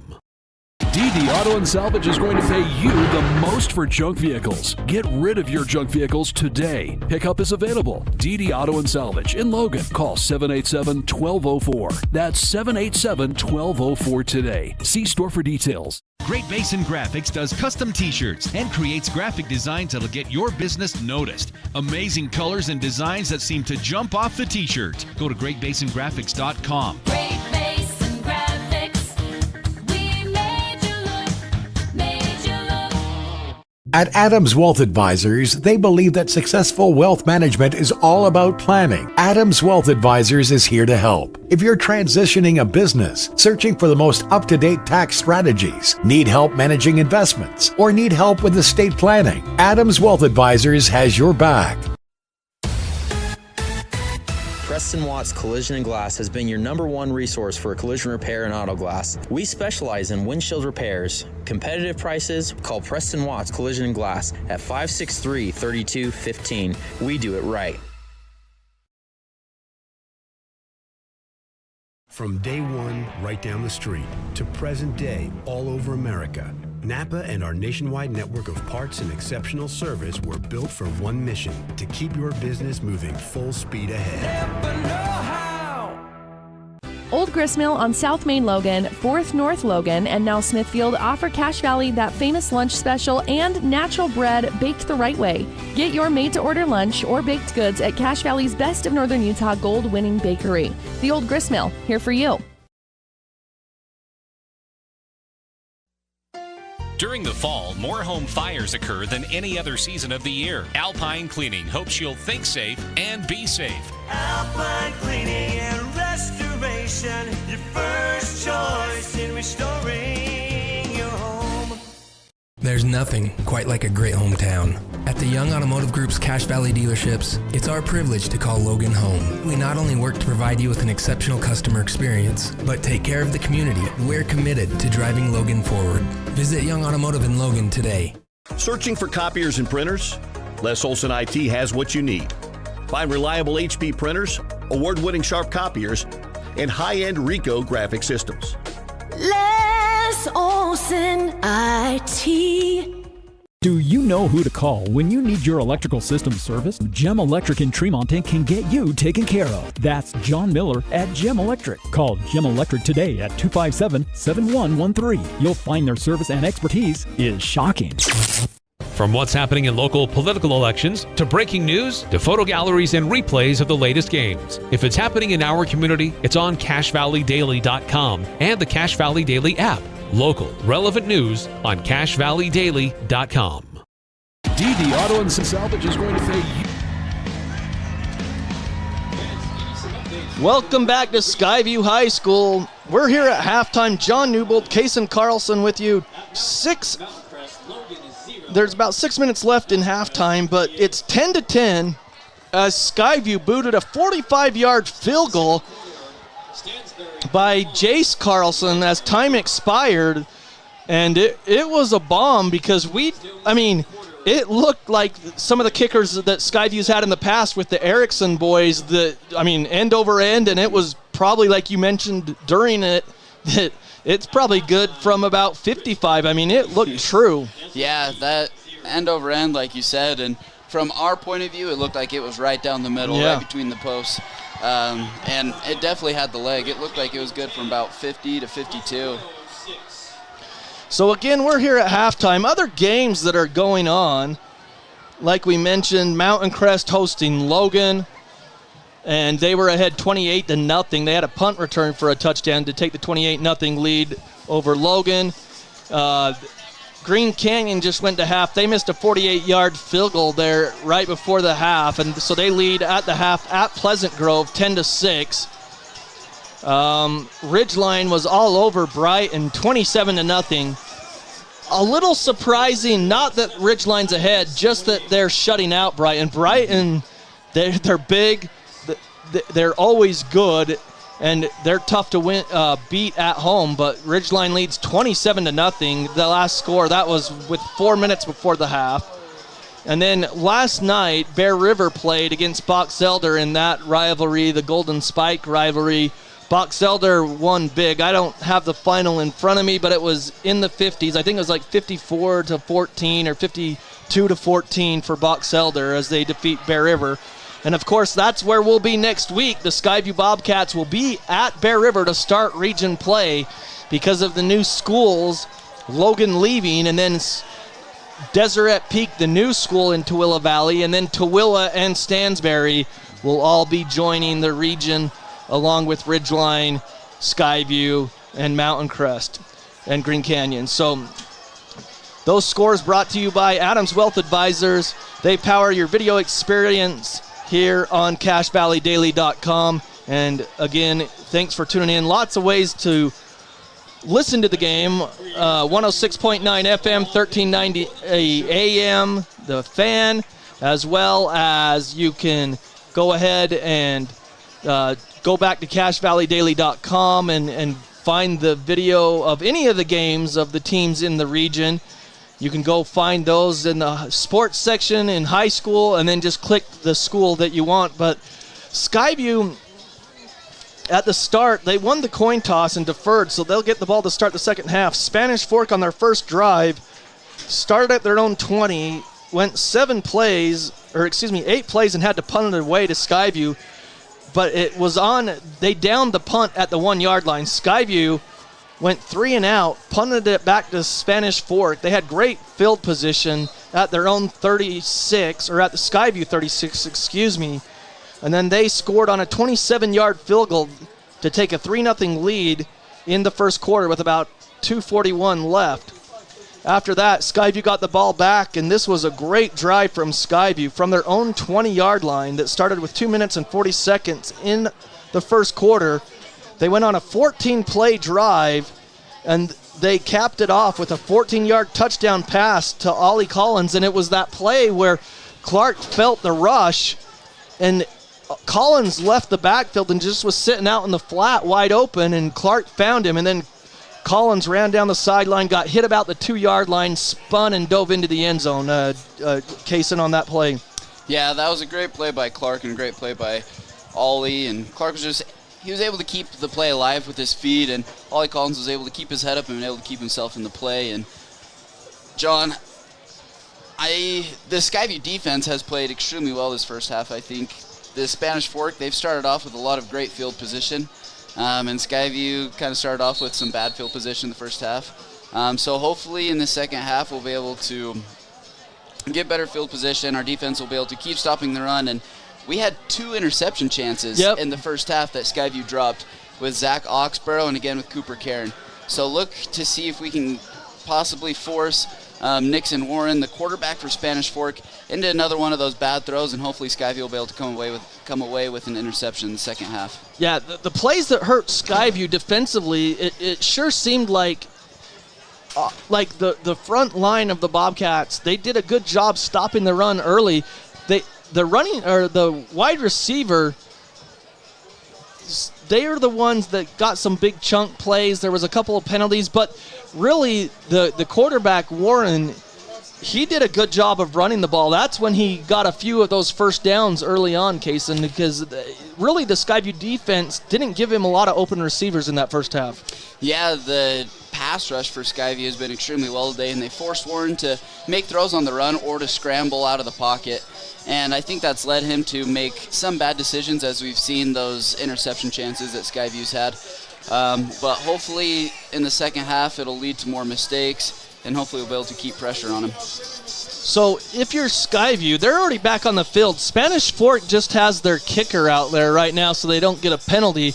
But I'll tell you what, Coach Alder, I think that for the most part, they've taken that momentum of the fourth quarter last week at Morgan and kind of brought it into this game, that energy into the game, and started pretty good tonight. Better than they've looked, I would say, all season. Yeah, and I think our defense, as I said earlier, they've played extremely well. We've stopped the run. Our coverages have looked really well. And offensively, I feel like we've been really balanced today. We've been able to run the ball. We've been able to throw the ball. And we've had some big-time players make some big-time plays with Zach Oxborough, Jack Clark, Ollie Collins, and Cooper Karen. And going into the second half, I think you just want to be mistake-free. We've seen some penalties in the first half with some pass interference, with some offsides, with some other things. And so hopefully as Skyview goes into the second half, they can be penalty-free, mistake-free, and be able to capitalize on the mistakes of Spanish Fork. So we're still waiting Spanish Fork to get out on the field. And I'll tell you what, Kaysen, Coach Alder, he's talking to the officials saying, hey, look, the time ran out. They've already put 3 minutes on the clock to let teams warm up, and Spanish Fork is nowhere to be seen. Where's the penalty? Yeah, and I've never seen something quite like this where the team is not out here for halftime. And I'm even trying to look over on the side, and oh, there they are.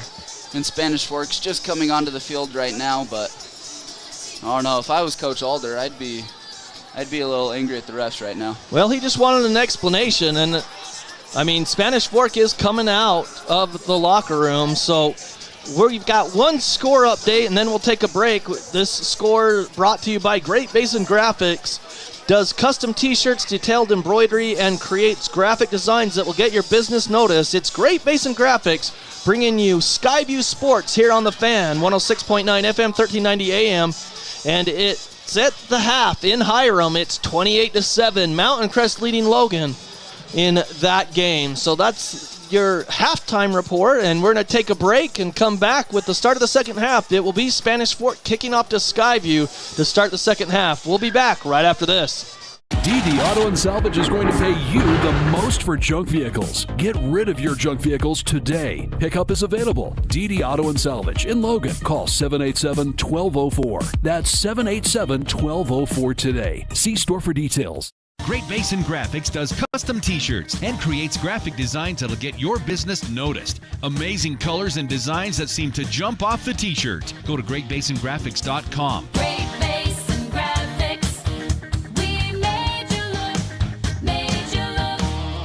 At Adams Wealth Advisors, they believe that successful wealth management is all about planning. Adams Wealth Advisors is here to help. If you're transitioning a business, searching for the most up-to-date tax strategies, need help managing investments, or need help with estate planning, Adams Wealth Advisors has your back.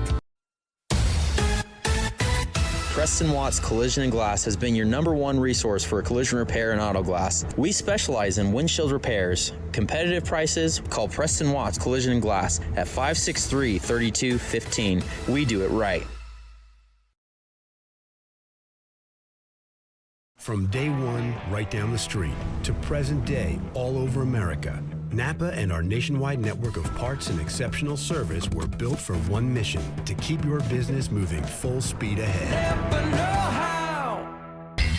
Old Grist.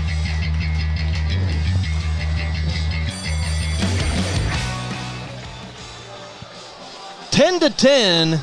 We're back here in Smithfield, about ready to get the start of the second half underway.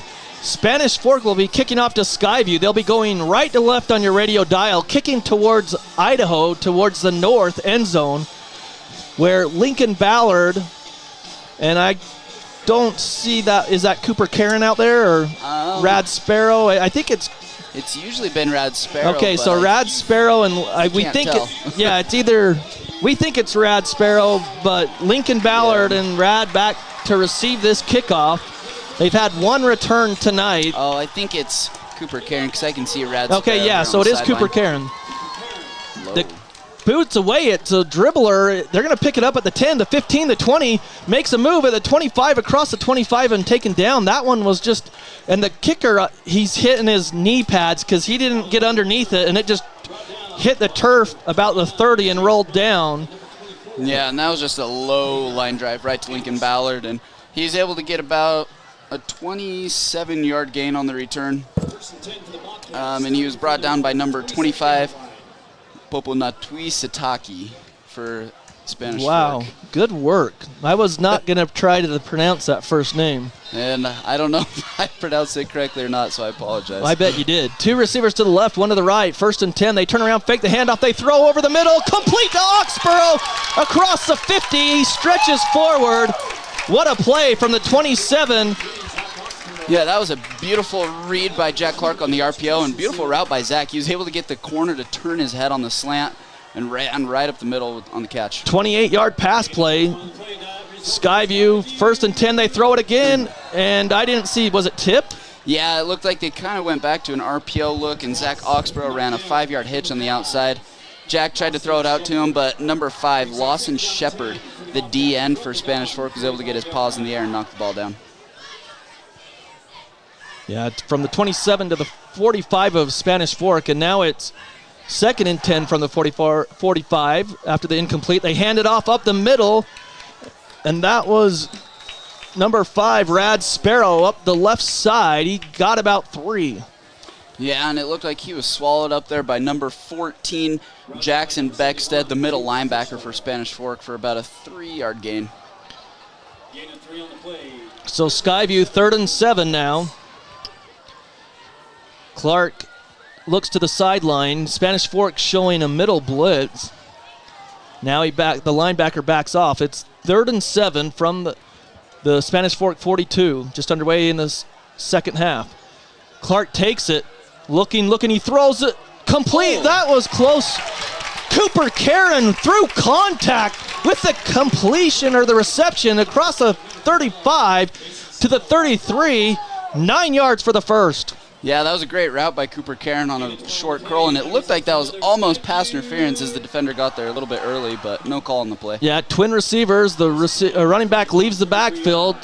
1st and 10. Clark, he's got a man wide open. Touchdown, Skyview! 33 yards out. And Jace Carlson on the inside post just got inside of his defender right there. Beautiful pass by Jack and touchdown Skyview. Wow, where was that offense in the first half? We were used to 14-play drives. That time, Skyview's like, we're not playing around as they come out, and in 5 plays, they strike first and take the lead back, 16-10, pending the extra point. Yeah, and Spanish Fork, they've been running man coverage the entire game. Kick is on the way, and it's good, but it didn't look as clean on the hold and the kick, but they take the lead, 17-10. Skyview, just 10:34 into the second half here, and Kaysen, I'll tell you what, man, a 28-yard pass to Oxborough, then there was the incompletion, a 3-yard rush by Sparrow, 9-yard pass, that great pass and completion to Cooper Karen. Great route, and he had a defender blanketed all over him. Lots of contact. He held on, and then the 33-yard strike to Carlson for the touchdown. Yeah, that was just a great drive by Skyview. And Spanish Fork, they've been playing man coverage the entire game, and right there, Skyview, they put their trust in Jack, and they put their trust in their receivers. And they just had one-on-one routes, and the Skyview receivers were able to beat their man in coverage, and Jack Clark was able to put the ball where they needed. Wow. Start the second half with some fireworks. Skyview, 5 plays, and they're into the end zone with the lead, 17-10 here in the third quarter. So now Carlson will kick off, and he's got a little juice after that touchdown. A low-line drive that skips and will be returned at the 1, up to the 10. Out to the right side, the 15 gets some blocks, and he's bumped out of bounds as he crosses the 20. We'll see where he's spotted out of bounds as it's on the far side of the field out there. Yeah, and it looked like there was a little bit of a crackback block on that play there, but no penalty on the play on Spanish Fork.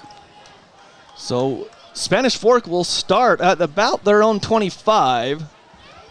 We'll see where they spot it. They're going to spot it at the 20. Yeah, the 25. So with 10:27, Skyview's got a lot of momentum. Let's see if that defense can do what they did in the first half. So here comes Warren in shotgun on 1st and 10 for Spanish Fork, going right to left on your radio dial.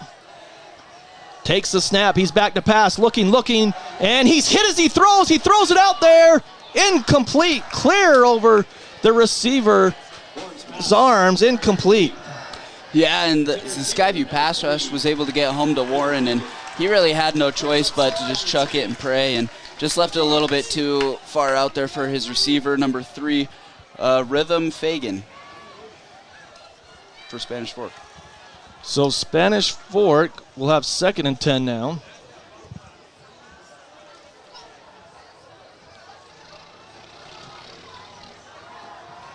Warren on 2nd and 10. He throws it out there quickly and bounces it to the receiver, incomplete. So Spanish Fork, a little shaky to start the second half there, Kaysen, on offense. Yeah, that play right there, there's tried to make the little quick pass out to the receiver, and just not a great throw by Warren. Just threw it right at the feet of his receiver. So no gain on the play. Yeah, 3rd down now for Spanish Fork. They're back at their own 25, 3rd and 10. I mean, Skyview, if they can get the ball back with the momentum that they have, that'd be huge to start this second half. So 3 receivers to the wide side of the field. Ball's on the right hash to the east for Warren on 3rd and 10 from their own 25. Back to pass, looking, throws over the middle, incomplete. Did it look like his arm was hit when he threw, maybe, but incomplete? Yeah, there was pressure in his face and just left it a little bit too far outside for Gage Christensen, the receiver, on the play. And that was great coverage in the secondary by Zach Oxborough, who was able to help with the pass break up there on the play. Tell you what, Skyview, if you're Skyview, you couldn't have dialed up or scripted this any better. I mean, you take the lead 17-10 in 5 plays on offense, and your defense forces a 3 and out. Yeah, and finally the script is flipped, and Skyview should start with some good field position here in the second half. Snap is back. The punter rolls out to the left, punts it away. It comes down, and it's muffed. And Spanish Fork has it. If Skyview touched it, let's see. Maybe he didn't touch it. It looked from here that he touched it. Yeah, and he reacted to run back to the ball to get it, so I believe that he did touch it. And he did. He missed it, and it bounced away, and Spanish Fork recovers, so that punt flips the field, and all that momentum goes right back to Spanish Fork. That's huge by the Skyview Bobcats to turn that over, as he didn't field the punt correctly, and it bounced off of him. Spanish Fork recovers at the Skyview 34, excuse me. Yeah, and just another mistake. Oh. Wait, it's Skyview ball, so maybe he didn't touch it. Okay. I thought I saw the ref signal that it was Spanish Fork I ball. did too. That's why okay, so Skyview ball, 10:06. Clark has it. Jeez. Clark throws, on the out route, incomplete. He's telling the official that he's getting tugged, and it looked like it from here. Yeah, a simple out route there by Zach Oxborough on the near sideline. And number 2, Gage Christensen in the corner. Looked like he pulled Zach back a little bit. Could have been a little bit of a hold there, but the ref... Wow, look at this formation. So. 3 receivers to the left, 1 clear back out there. They throw it to him on the run. He breaks a tackle at the line of scrimmage, gets up to the 40, so we'll count that as a rush because it's basically a backwards pass there. From the 34, it was Lincoln Ballard, they say, on the PA, up to the 40, so 6 yards on the rush. Yeah, and Lincoln Ballard was pushed out of bounds there by number 28, Taven Maldonado for Spanish Fork. 3rd and 4, Bobcats at their own 40. 3 receivers to the right. The ball's on the left hash on the east, so they've got the wide side of the field with the 3 receivers, 1 to the left. Running back in the backfield with Clark on 3rd and 4. Clark back to pass, looking, clean pocket, throws complete, got a foot down on the far side of the field. Not sure who the receiver is. I believe it was number 3, Zach Oxborough, and Spanish Fork there brought a lot of pressure. Jack was able to read it and able to dump the ball off underneath for a first down. So 6 yards for the first up to the 46, 1st and 10, Skyview. Same formation, 3 to the right, 1 to the left, receiver-wise. Clark in shotgun, running back behind him. 9:51 in the third. Skyview leads 17-10. Back to passes. Clark looking, throws. It is incomplete, in and out of the hands of the wide receiver, and there's a flag down. I didn't see the flag, though. I didn't see it necessarily, but I heard some parents yell a holding call, so okay. I imagine it'll be a holding in the secondary on Spanish Fork. Well, Ballard was upset when the ball went in and out of his hands. I thought it was just because he dropped it, but maybe he was frustrated that he was getting held, or it was Cooper Karen, and it is holding. So these defensive backs, the wide receivers, you mentioned it on the last drive, that they're beating on the one-on-ones, and now the DBs are kind of panicking and just grabbing the jerseys of Skyview. Yeah, and I think Skyview's realized that they can take advantage of these corners and outside linebackers and safeties in this one-on-one coverage, and we'll see if Spanish Fork continues to stay in man coverage or if they're going to look to go zone later on. So they zone read, they pass complete. Skyview's was at the 44 because of the hold. They're in the territory of the Dons, and then they get up from the 44 to the 35, so 9-yard pass play, 2nd and 1. Yeah, and that tackle was made by number 12, Mason Snow, for Spanish Fork. Clark turns around, fakes the handoff, he throws again, he's got a man out there. Did he hold on? He did. Oxborough again. So from the 35 down to the 20-yard line, 15 yards for the first. Yeah, and it looks like Zach Oxborough is pretty much doing whatever he wants out there, and him and Jack, with their chemistry, they're just able to make a connection, it seems like, on almost every play. 1st and 10 from the 20. They're going for the end zone. It's Cooper Karen. Yes! Oh. He caught it. Did he hold on? No! I don't think so. Oh, I thought he did, Kaysen. And that was a beautiful ball by Jack in the back of the end zone, and Cooper Karen just laid out for it and just wasn't able to hold on. As he laid out, he went backwards, and I thought he pulled it in. It looked like he did, but the ball must have popped out of there. Cooper Karen about had pay dirt there. So 2nd down, they're going to run the option. Nice pitch. They've got room to the 15. Dives across. I believe that's Sparrow. And that was a great block by Jace Carlson on the outside as well that opened up that running lane for Sparrow. 7 yards for Sparrow. 3rd and 3, Bobcats, and they hurry up to the line again. They're down inside the 15, down to the 13 of Spanish Fork. 3 receivers to the left. They running back goes out of the backfield. They're looking. Clark throws, complete. What a snag. Lincoln Ballard at the 6. A 7-yard play for the first down. And what a great route there by Lincoln Ballard. Just went a little shallow right across the middle, able to beat his defender, and great throw by Jack. He put that exactly where it needed to be for Lincoln to make that catch. 1st and goal, Bobcats at the 6. They turn around. Sparrow bounces off a couple of tacklers, and then he's pushed back. We'll see where he gets. Where they're spotting it, I don't know if he got anything. Maybe they said the line of scrimmage was the 7, and he got up to the 6. We'll give him a yard. Yeah, and it looked like he was brought down there by number 9, Carter Coffey, the middle linebacker for Spanish Fork. 10th play of the drive coming up. 2nd and goal at the 6. Clock running under 8 minutes here in the 3rd. Skyview leads 17-10. Man in the motion, left to right. Fake the handoff. Clark throws off his back foot. Incomplete. The rush was in his face. The receiver was just turning on the comeback route, and he was open, but that ball had to get out of Clark's hands quicker than he wanted. Yeah, it looked like Skyview was trying to run a little play-action rollout to the left, and the D-end, Matai Johnson for Spanish Fork, was able to come free right at Jack, and he didn't really have a choice, had to try and make that throw, and just a little bit too short. 3 receivers left, 1 to the right. Clark on 3rd and goal from the 6, now looks to the sideline. 7:44 here in the opening of the 3rd quarter, 17-10 Skyview. And I'd look for them to go at Zach Oxborough here as he's dominated. Clark this entire takes drive. the snap. He throws to the right. Incomplete, just a little bit outside. He was looking for Oxborough, but just too far outside on the little hit or the out route. And so Skyview looks like they'll settle for a field goal attempt here.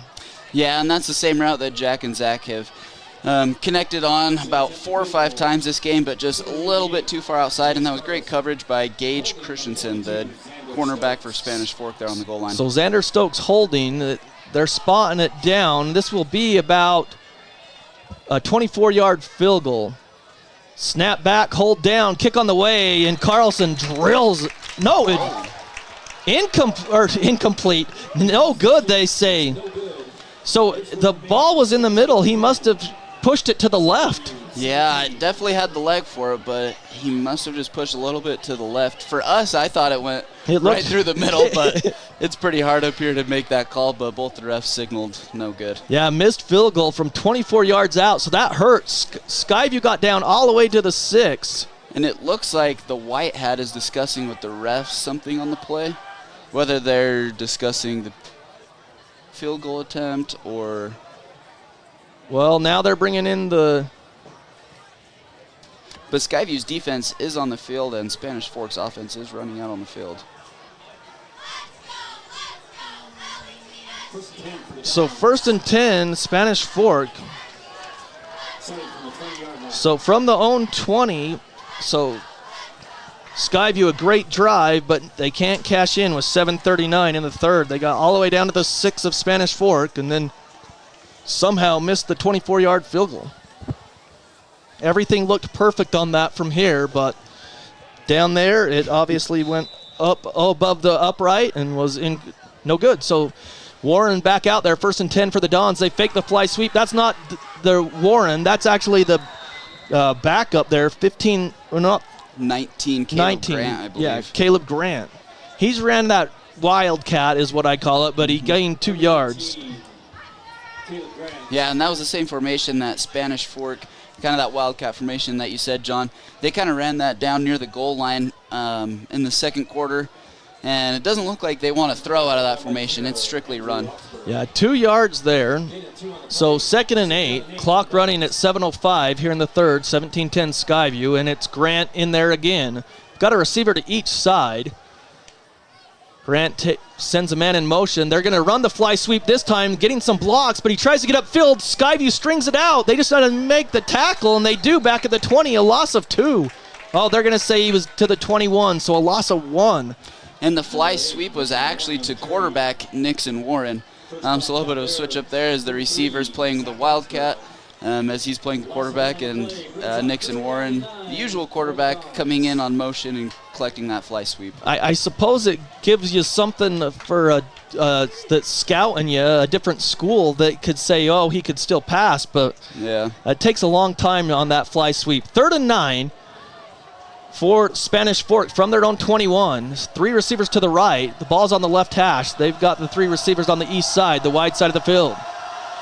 Warren's back at quarterback looking.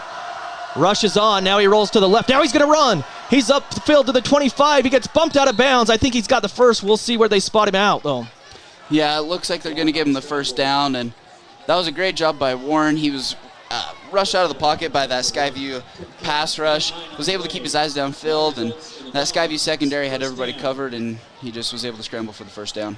Again, we mentioned that at halftime. Skyview's not getting gashed by the run like last year against Spanish Fork. It's just the quarterback, Warren, scrambling. So 9 yards there for the first, up to the 30. 1st and 10 for Spanish Fork. Warren, shotgun, hands it off to Bunnell. He is taken down, but he's got positive yards, maybe 3.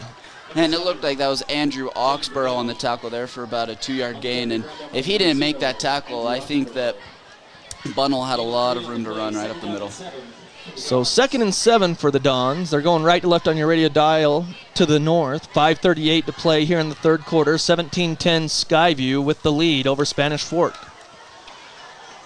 Couple receivers to the right. Warren slaps his hands. He's going with a hard count. Skyview doesn't flinch. Now they look to the sideline. Now Warren yells to the line. Now he backs up for the snap. Takes the snap. He's going to hand it off up the middle. Skyview's there, and they rip him down. Ollie Collins first to make contact, but he gets to the 35 for 2 yards. Yeah, and that was a good job by Ollie. He was able to wrap up his leg, and then the rest of the Skyview defense was able to come and corral Bunnell there for a couple yards on the play. Yeah, it's going to bring up 3rd and 5 now from their own 35. So the problem here in 3rd down and, I guess, long or medium, Skyview's always let Warren run for the first. And I wonder if Skyview here, if they're going to have a little bit of a quarterback spy, have one of their linebackers just sit and watch and wait to see if Warren will scramble. So here we go. 2 receivers to the right, 1 to the left, 3rd and 5. Back to pass. Warren throws. Complete at the 50. He's trying to break a tackle. He's in Skyview territory, the 45 to the 43 as they hold on.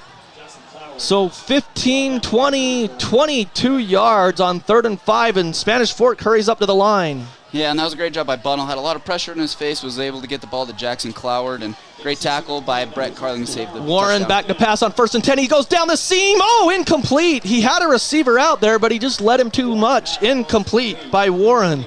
Yeah, and he was trying to connect there with Jacob Johnson for Spanish Fork, but just didn't have enough touch on the ball and just sailed it over his receiver's head. Yeah, he had the receiver down the seam. He just missed him. 4:14 in the 3rd. It's 17-10 Skyview. Now Spanish Fork cuddles up. After that first down, they hurried up to the line, and they've shown that they take time off the clock, so that was a little rare for them to get up to the line so quickly. Yeah, and I wonder if there was a play that they really wanted to try and catch this Skyview defense off guard with. So 2nd down, they go with a hard count. Skyview's defensive line flinches, doesn't come across. 2 receivers to the right, 1 to the left for Warren. Takes the snap, back to pass. The rush is on. He's scrambling out of there, and he's looking to the left, still looking. He throws, and that's going to be a late hit. It's picked off! Downfield, it's picked off! Warren got popped, and I thought it was going to be late, and he's down, but they don't call a penalty. But it was picked off. I didn't see who picked it off for Skyview. It was Cooper Karen. And nice. He was able to go right through the receiver's arm and able to make that interception. And there was a lot going on in the backfield here for Spanish Fork. I think the refs missed a very bad hold on Ollie Collins, where he blitzed off the outside, and the offensive tackle held him, and he wasn't able to get to the quarterback. But Warren was pushed out of the pocket, ran to the near sideline, and just made a bad throw across the middle, and Cooper Karen was able to capitalize on it. Well, Cooper Karen about had one in the first half, and like you mentioned at halftime, Skyview about had 2 of them, and they got one there on the interception, and they'll take over at their own 34 as there's a stoppage in play here. And I can tell you right now that the Spanish Fork coaches are not happy with that because they thought there was a late hit. Yeah, and Warren, which I did too. Yeah, and Warren got up very slowly and walked very gingerly to the opposite sideline. So that's something to note going forward as well, to see if he's banged up at all. So Skyview takes over 1st and 10 from their own 34, leading 17-10 with 4:03 here in the 3rd. Back to passes Clark. Clark looking. The blitz is on. He's got a man out there. Over his head. Incomplete is Oxborough. Yeah, and Oxborough on the near sideline ran a double play, ran a little hitch and go, and had the corner beat just by a little bit, but a little bit of pressure there on Jack Clark, and they just weren't able to connect. So 2nd and 10, Skyview lines up quickly. 3 receivers to the left, 1 to the right. Clark back to pass. He's going to hand it off. It's a fumble. It bounces back to Clark. Wow. That was lucky that it bounced right back to Clark because it shot up into the line, and then someone must have kicked it right back to Clark, and he recovered it, tried to make something out of nothing, but they'll lose a yard back to the 33. Yeah, Clark and Sparrow there, just a little bit of a mishap on the exchange there, and the ball was able to luckily bounce right back into Clark's hands. 3rd and 11, hard count, and the linebackers for Spanish Fork showing blitz there up the middle, the 2 backers, but they back off now as they run a 4-3 defense. 3 receivers to the left, 1 to the right for the Bobcats. 3rd and 11 from their own 33. They lead 17-10. Back to passes Clark. Looking. They pick up the blitz over the middle. Oh! Incomplete! And no flag as Ballard was knocked down. A lot of contact, and it's incomplete. It's interesting tonight. Sometimes the officials have let a lot of contact go, and then sometimes there's minimal contact, and that flag is thrown right away. So 4th down and 11. Yeah, and that was the 2nd time that it's been questionable on the timing of when the Spanish Fork DBs are making contact with the offensive receivers for Skyview, but a breakup there by number 13 for Braden Briggs, and punt now for Skyview. Snap back on the punt. It's a low line drive. They're going to let it bounce. It takes a Skyview bounce at the 35, rolls all the way down to the 20, still rolling rolling down to the 15-yard line of Spanish Fork. So that took a 20-yard roll. Yeah, that was a great roll for Skyview, and that sets up Spanish Fork in not great field position to start this drive. Well, and I was wrong. I said 20. It was actually down to the 16, so it rolled even further than I thought. So 2:54 here in the third quarter.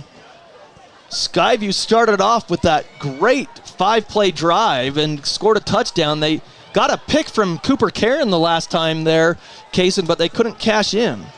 Yeah, and that turnover was huge, but Skyview just not able to capitalize on it. So Warren takes it. He's going to hand it off right up the middle. Skyview meets him right at the line of scrimmage. He bowls forward, and that's Bunnell. Yeah, and that was a great tackle right there by the D tackle for Skyview. Just able to swallow him up there at the line of scrimmage for a 1 or 2 yard gain. 2-yard run. So Spanish Fork, they're very deliberate. They get back in the huddle. They break the huddle. They take their time. They haven't had anything close to a delay of game, but they just take their time, make sure they get the right play call. Yeah, in Spanish Fork, it's almost more of the quote-unquote old-fashioned offense. You're going to huddle up, you're going to come out. And Skyview is just the run and gun. We're going to go, go, go. 2 receivers to each side. A man in motion. Fake the handoff, and he's blitzed and sacked! Wow, right off the edge. Who was it? What a sack. I could be wrong, but it looked like Jace Carlson came off of the outside free, and Warren is very lucky that he was able to see him at the last second and was able to drop down to his knees, or he would have had his head taken off there by Carlson. So it looks to be back at the 12-yard line, a loss of 6 on the sack by Carlson. And if you're Skyview here, you cannot get beat deep on a 3rd and 14. 3rd and 14 from their own 12. Clock running at 1:35 in the third. Skyview leading 17-10. 3 receivers to the right, 1 to the left for Warren. He takes the snap. He's looking. That's not Warren. He throws it out there, though. The quarterback does to a running back, and he's hit as he came to the middle. Skyview gave him the 4-5 yards, but it's going to be 4th and 9. Who was the... that was Håkan Rasmussen, the freshman quarterback for Spanish Fork that we talked about pregame. He's played in a couple of games, has not had very many attempts, but was in that play and was able to make a small swing pass to his running back for about a 7-yard gain. So 4th and 10 at the 17. They're going to be punting. The punter's standing at his own 5. Snap back. He has to retreat. Then he kicks it away. It's going to bounce at the 45 to the midfield. It goes out of bounds as Ballard was back deep at his own 40, and he had to run up. So it goes out of bounds right at midfield. So Skyview takes over in great field position again from the 50-yard line. Yeah, and hopefully Skyview will be able to use this good field position here and be able to get some points on the board and be able to make this a 2-score game and be able to stretch this lead out a little bit here at the end of the third quarter, beginning of the fourth quarter. Yeah, that's the thing. It's 44 seconds in the third. You've got to cash in on this great field position and take a 2-possession lead into the fourth. Yeah. Or, I mean, if they score quickly here. Mm-hmm. And if they can get a 2-score lead up on Spanish Fork, that's going to force Spanish Fork to put the ball in the air, maybe cause some more turnovers, and especially if Warren's out and the true freshman's in. 1st and 10. Clark back to pass. He's got a man out there. That's PI. That's a hold. That's a PI. What are they watching? He clearly held him. There's a flag in the backfield, but the receiver was held. He couldn't even jump for the football because they had him wrapped up around the waist. Everybody saw it except the 2 officials, the line judge and the back judge, and then they call a penalty on Skyview. Yeah. Holding on Skyview. Wow, how did they miss that one? That was clear and blatant on that one. Yeah, John, that was pretty bad. I didn't see the holding in the backfield for Skyview, but I definitely saw the holding in the secondary for Spanish Fork, and that was one that the refs definitely missed. Well, you can't see the holding because we're watching the ball, and the receiver totally couldn't even jump for it. I think it was Oxborough because he just got held down. So it's 1st and 20. Clark fakes the handoff. He throws out there complete to Karen, but he's stood up and taken down. Well, he didn't go down, but he's not going to – his forward momentum was taken back, so it's -1 yard on that play. And he was pushed out of bounds there by Mason Snow, the cornerback for Spanish Fork, who made a great read and tackle on the play. 2nd and 21 for the Bobcats. They're back at their own 39. I wouldn't even run a play. They don't need to with 9 seconds in the third. I'd just let it run out and take the lead into the fourth. And it looks like they're going to. Clark's still looking to the sideline. Down to 2, down to 1. So that's going to end the third quarter. Skyview taking a 17-10 lead, but they are 2nd and 21 back at their own 39 to start the fourth. We'll be back right after this on The Fan.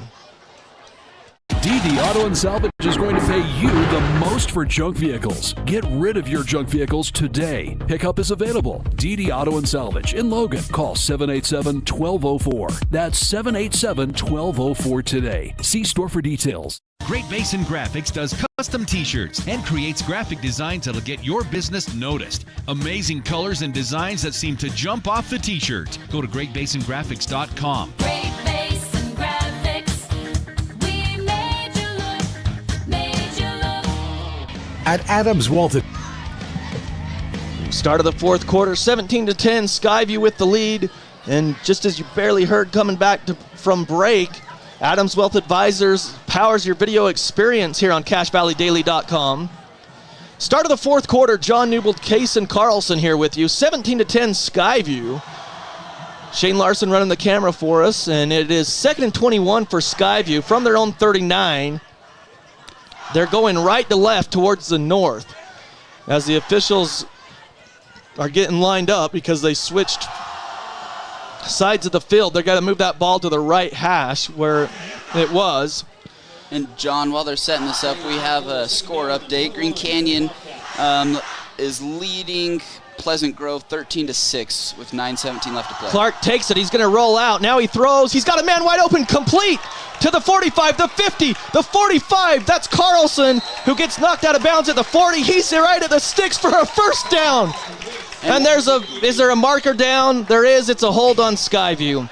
It's coming back. After the 22-yard gain for the first, it's going to be a hold on Skyview. Coach Alder doesn't like it as he's talking to the head official. And so that one negates it as Carlson just was a drag route across the field, wasn't it?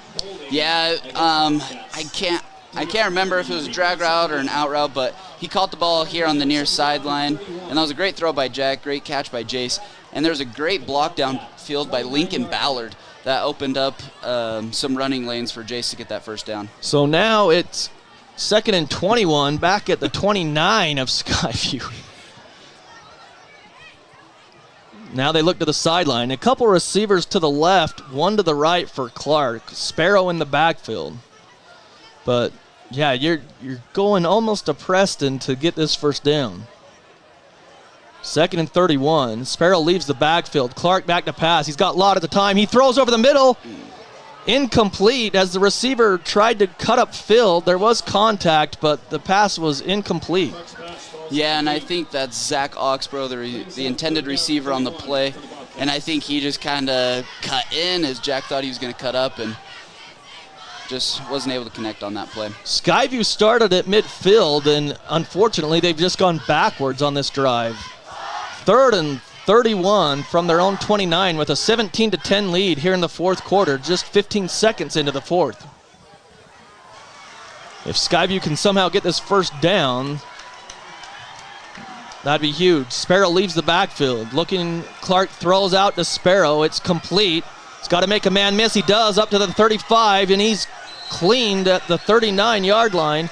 10 yards on the play up to the 39, so it was a 10-yard pass play to Sparrow, who just left the backfield. Yeah, and Spanish Fork on that play, just playing the sticks, just playing far back and keeping everything in front of him, and Jack just had to take the check down there, but that was some good yards after catch for Sparrow, and he was able to pick up about a 10-yard gain.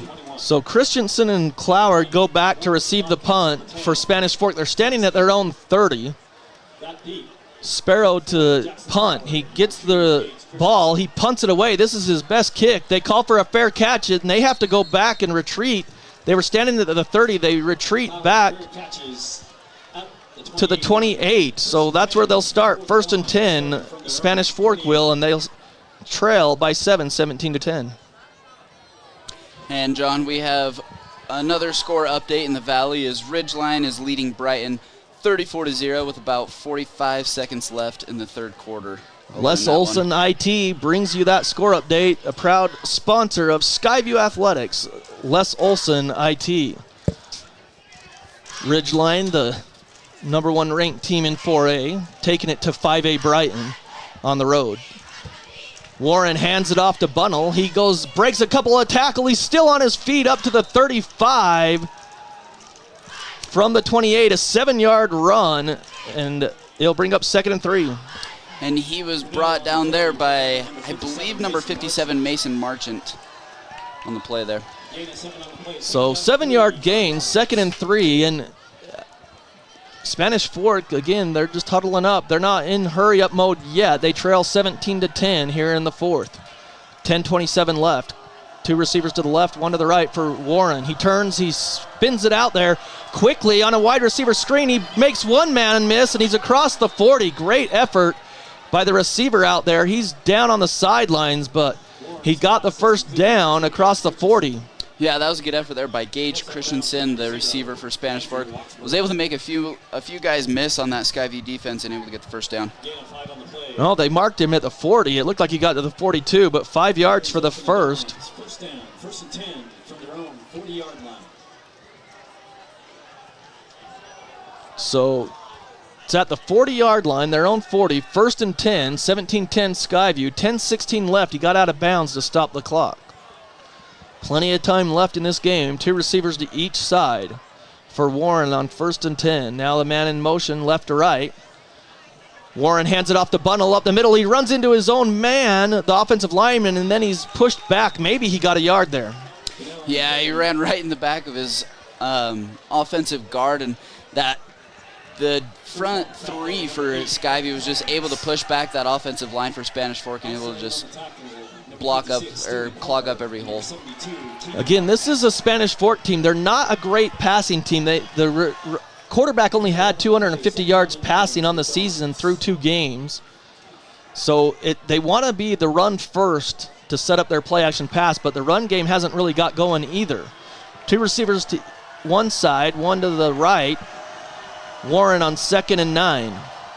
Rush is on by the Bobcats. They pick it up. They throw out there complete at the 44.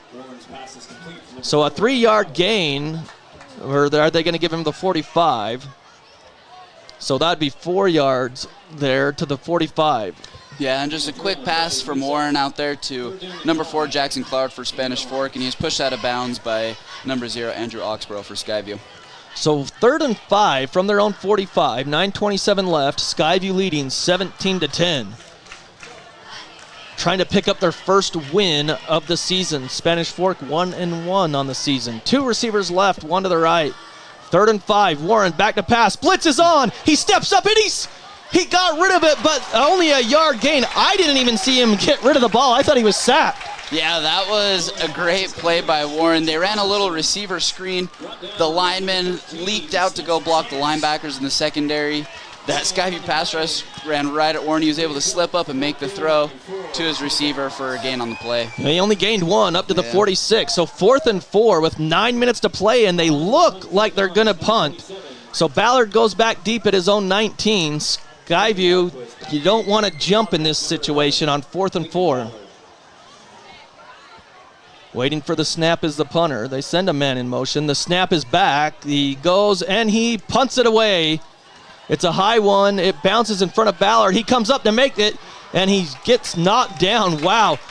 I've always thought if you're a punt returner, you got to be one of the bravest guys on the field because you're looking up, and that ball bounced in front. This time he doesn't let it bounce. He got up, got tackled, but he got across the 20 there. Yeah, there's nothing like standing there waiting for the ball to get to you as 11 guys are running just to kill you full speed. But that was a good job by Lincoln there to be able to pick it up and not letting the ball bounce all the way down to about the 15 or 10 yard line. So Skyview will be 1st and 10 at the 23 with 8:35 left in the game. They lead 17-10, looking for their first win of the season before they head into region play at Bear River next week. We'll be there on the roof, unfortunately. I mean, we'll be there. That's good. The unfortunate part is I don't want to be on the roof again. Yeah. 2 receivers to the left, 1 to the right. Sparrow leaves the backfield. Clark back to pass. They set up the screen, and it's, incomplete to Carlson. They had it set up perfectly And it just goes through his hands, incomplete. Yeah, and that screen was set up perfectly. They motioned Sparrow to the opposite flat to try and get the linebackers to flow with him, tried to run the screen back to the other side, and just couldn't connect. 2nd and 10. Turn around, they fake the handoff, and they pass and knock down. Great coverage that time by Gage Christensen, incomplete. Yeah, and they tried to go back to Zach Oxborough on just a short little hitch right there. But like you said, John, just great defense there by Spanish Fork's great Gage Christensen. So 3rd and 10 for the Bobcats with 23 at their own 23. They look to the sideline. The ball's on the right hash on the east. Oxborough, I think, the lone wide receiver out there on the short side of the field. 3 receivers to the left. Sparrow in the backfield with Clark. Takes the snap. Looking. The blitz is on late. He throws. He's got a man out there. Incomplete at midfield. It's dropped. And that was a great throw by Jack there. He was able to put it over the top of the defender, number 13, Braden Briggs, but Lincoln Ballard just not able to bring it in there. Yeah, looking over his shoulder, just couldn't bring it in, and it will bring up 4th and 10. So Skyview ran 11 seconds off the clock, and they're already punting it away. So Christensen goes back to receive, and also Cloward. Skyview will be punting on 4th and 10 from the 23-yard line. Snap back. The punter gets it. He gets his foot into it. He kicks it. Another fair catch called for at the 45 of Spanish Fork, and that's where they'll start this drive. They're going to start at the 46, actually, after the punt. So Skyview goes 3 and out, unfortunately, on that last drive. Yeah, John, and after that first drive of the second half, where it looked like Skyview was going to be unstoppable and they were just going to uncork it for the second half, we've just had some 3 and outs, and it looks like Skyview's just been going backwards and backwards. Yeah, they had that great field position at the 50 the one time, and then they went back 20 yards, 30 yards, and I mean, they can't get anything going after that first drive. So Spanish Fork has it at their own 46, 1st and 10, 3 receivers to the left for Warren, 1 to the right. Back to pass, looking, he throws out there, it's complete, and the receiver trips and falls on his own, but he got across the 50 to the 49, so 5 yards. Yeah, and the catch there was made by Jackson Cloward for Spanish Fork, and I believe he was tackled by Ryan Bates, the outside linebacker for Skyview, for about a 6.5 yard gain. So they give him 5 yards to the 49 of Skyview's where they're going to spot him, and it's inbounds, so the clock runs under 8 minutes to play. 17-10 Skyview clinging to that lead. It was tied at 10 at the half, and now Skyview leads by 7. 2nd down for the Dons. They throw quickly. It's complete at the sticks. He breaks a tackle, and he's ripped down by the second defender. So from the 49, he gets across the 45 to about the 42. We'll give him 7 yards for the first. Yeah, and that was a great read by Spanish Fork's quarterback, Warren, as he was able to read the corner on the RPO, and he was able to pull it and make the throw to the outside of the receiver for the first down. So they mark it back at the 42. It was only 6 yards. No, it was 7. Because they were at the 49. So they're huddling up, though. The clock continues to run. But, I mean, there's still time. But you're down 17-10. You want to see a little bit of urgency maybe from the Dons. 2 receivers right, 1 to the left. They hand it off to Bunnell. And he is stuck in the backfield for a loss. Skyview not fooled on that play for a loss of 1 or 2. Yeah, and he was swallowed up there again by Ryan Bates and Mason Marchant. And, John, that was the same exact play they ran the play before, but this time, instead of pulling it and throwing it to the outside receiver, he gave the ball to the running back for a loss of 1. So Bunnell loses 1 back to the 43 of Skyview, 2nd and 11. 6:30 to play here in the game. Skyview clinging to that 17-10 lead, trying to pick up their first win of the season. Twin receivers to each side on 2nd and 11 for the Dons. Man in motion, left to right. They fake the fly sweep. Still looking. Warren's going to uncork one for the end zone, and it is caught. But he's down at the 1 or 2. And the Skyview safety came out with the ball. And I think that... Well, now they're going to talk about, the officials are going to talk about it, but he's down to the 1 yard line. And it looked like the ref on the far side of the field looked like he was signaling Skyview, but So if it stands, which I think it will, it was from the 43 and it went all the way down to the 1 yard line. So a 42-yard pass play. But like you said, Skyview had the ball at the end of that. And it looks like the refs are discussing. So there was a similar play last week against Morgan where Skyview came down with a catch and Morgan thought they had an interception, and ironically enough, it was in that same place down there in the corner on the east side of the field. So we can't really tell, but they're going to mark it at the 1. Spanish Fork, 1st and goal. 1st and goal for the Dogs from the Bobcat 1.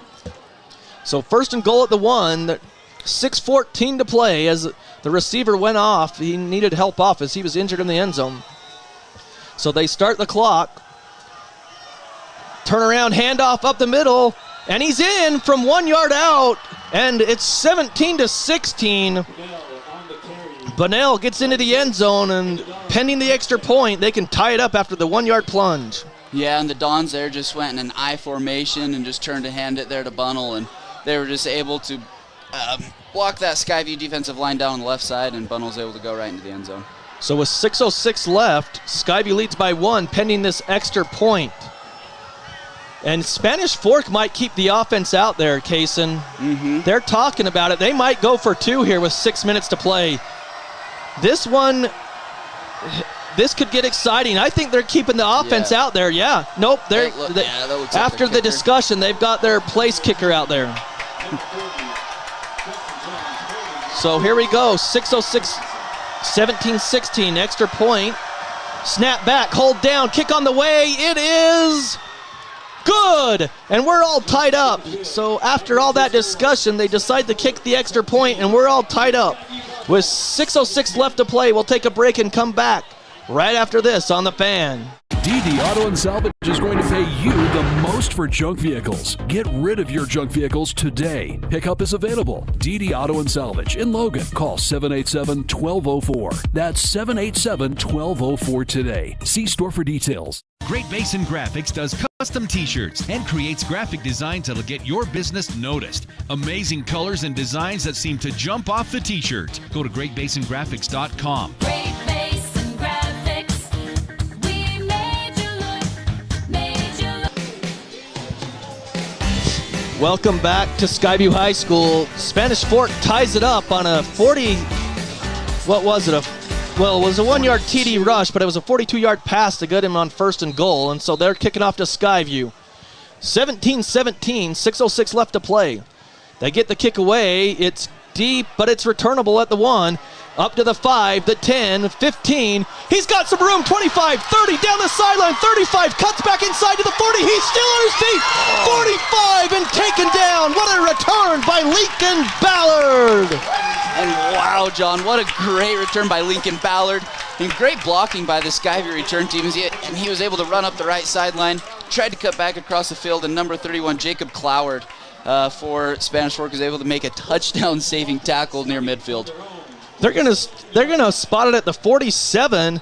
Lincoln Ballard from his own 1, a 46-yard return down the right side. He made a great jump cut there back inside. I thought he was gonna take it to the house, but then he was tackled and taken down at the 47. So Skyview 1st and 10 with 5:55 left. We're all tied up at 17 here in the 4th quarter. So Clark on 1st and 10 from their own 47. 3 receivers left, 1 to the right. Clark back to pass, fakes the handoff. The blitz is on, he throws. He's got a man out there. It is incomplete. Good coverage out there by Spanish Fork. Yeah, and John, the pressures was able to get to Jack a little bit and tried to make that pass out there to Zach Oxborough, and he got tripped up a little bit there by the DB, but just an incompletion there on the play. Well, Kaysen, do you think they're spying Clark? Because that blitz came late to me, but maybe he just got off a block. I don't know. Yeah, I think that they're waiting and having a couple of delayed blitz because a lot of times they're getting pressure on Jack and he has to step up into the pocket, and so they're doing these delayed blitz in order to force him to not be able to step up. 2nd and 10 from their own 47, twin receivers to each side. Clark back to pass, he throws over the middle, complete to Karen! Karen across the 40 in Spanish Fork territory for the 1st down. Yeah, beautiful route there by Cooper Karen and beautiful throw by Jack on the slant across the middle. Put it right where it needed to be for the 1st down. 16-yard pass play, and it's first down Bobcats in Spanish Fork territory, tied at 17. Twin receivers to each side on 1st and 10. Clark goes down to get the snap. Looking, he's got a man out there. He throws, picked off. Great coverage there. Ballard was the intended receiver. It's picked off at the 12. Skyview got an interception earlier in this second half, and that one is picked off by Spanish Fork at the 12. Yeah, and Lincoln Ballard was in the slot on the near side and just ran a wheel up the sideline, and Jack Clark tried to put it over the top, but just left it a little bit short, and Caleb Grant for Spanish Fork was able to come away with the interception. So Spanish Fork will take over. So we're going back and forth. They're going to mark it actually at the 11. So Spanish Fork takes over on their own 11 with 5:24. What a game here in Smithfield. 17-17 with 5:24 left to play as the Skyview student section making a lot of noise here as we're getting into crunch time. Not a lot of possessions left in this game with 5:24, and especially the way the Spanish Fork runs their offense.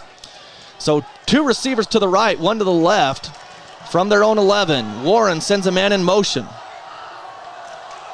He's going to hand it off to Bunnell, and he is knocked down. Maybe a loss. The referees are marking him at the 10, so a loss of 1 back to the 10. Yeah, and right there, Satili Palmer came from the left side and just looked like he clotheslined the running back for Spanish Fork. And Gavin Reed was also there to assist on the tackle as well. Yeah, 2nd and 11 now from their own 10. Under 5 minutes to play. We're tied at 17. 90 yards away from a touchdown. 17-17. It's Spanish Fork football. Same formation. 2 receivers to the right, 1 to the left. For Warren, the junior signal caller. Takes the snap. Back to pass. The rush is on. He's in his own end zone. He scrambles out of there. He's still on his feet. And he is hit. And he's going to get sacked because that's behind the line of scrimmage. Well, they're going to mark it right at the 10. I thought he got hit at the 9, but he got back to the line of scrimmage out there. It'll bring 3rd and 11, but it looked like a big push up the middle for the Bobcats there to flush him out. Yeah, Skyview had a big push up the middle from Satili Palmer and Gavin Reed, and Ollie Collins, the outside backer, came free off a blitz, which forced Warren to rush to scramble to the other side, to the left side, and he was able to be brought down right at the line of scrimmage for no gain. Yeah, no gain. So 3rd and 11, the clock stopped. He got out of bounds with 4:32, 17-17, but a big 3rd and 11 here for the Bobcat D. 2 receivers to each side, running back in the backfield with Warren. Blitz is on. Warren takes the snap. It's picked up. He's looking long. He throws over the middle. Incomplete.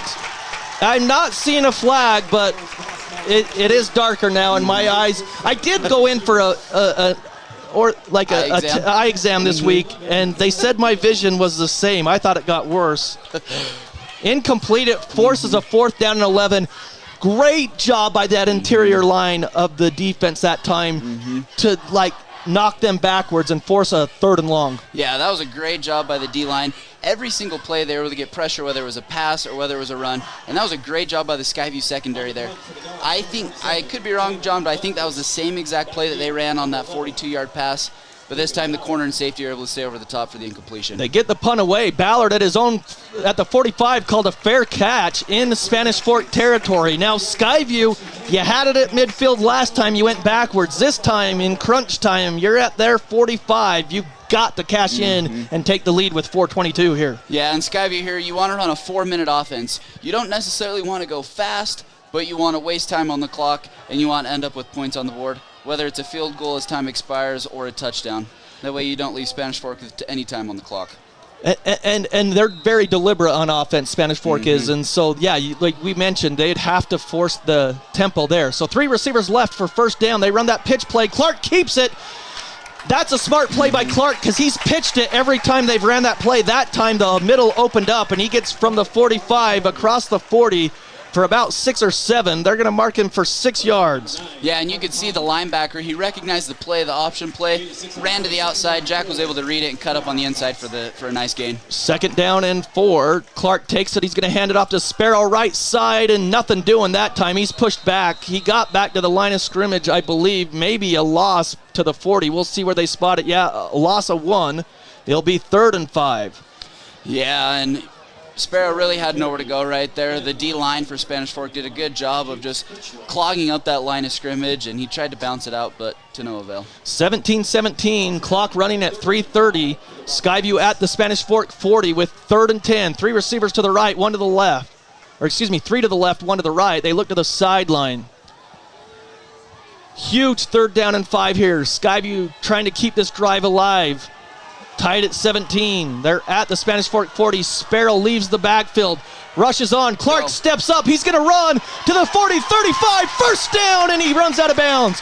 Smart play by the signal caller, the senior, as he saw the rush and just took it and tucked it and ran. And that was a great job by Jack, too. I think he read that Spanish Fork was playing a man defense. They ran a motion, a linebacker ran out the receiver. As a quarterback, you obviously know that it's going to be man coverage. Their heads are going to be turned, and that opens up scrambling lanes for the quarterback. That was a 9-yard rush. He got out of bounds to stop the clock with 3:07. 1st and 10, Skyview at the 31. They fake the handoff. They throw over the middle. Complete, I believe, across the 20 to Oxborough. So about 12 yards. We'll give him, we'll give him 13. And again, that was a great read by Jack. They ran a little simple RPO with the slant on the outside.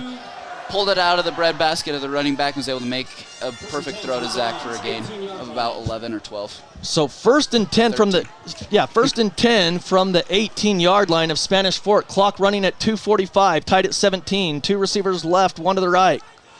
Clark in shotgun. Sparrow back there with him. Takes the snap. He's going to hand it off to Sparrow. Left. He finds a seam to the 10, inside the 10 as he cracked down.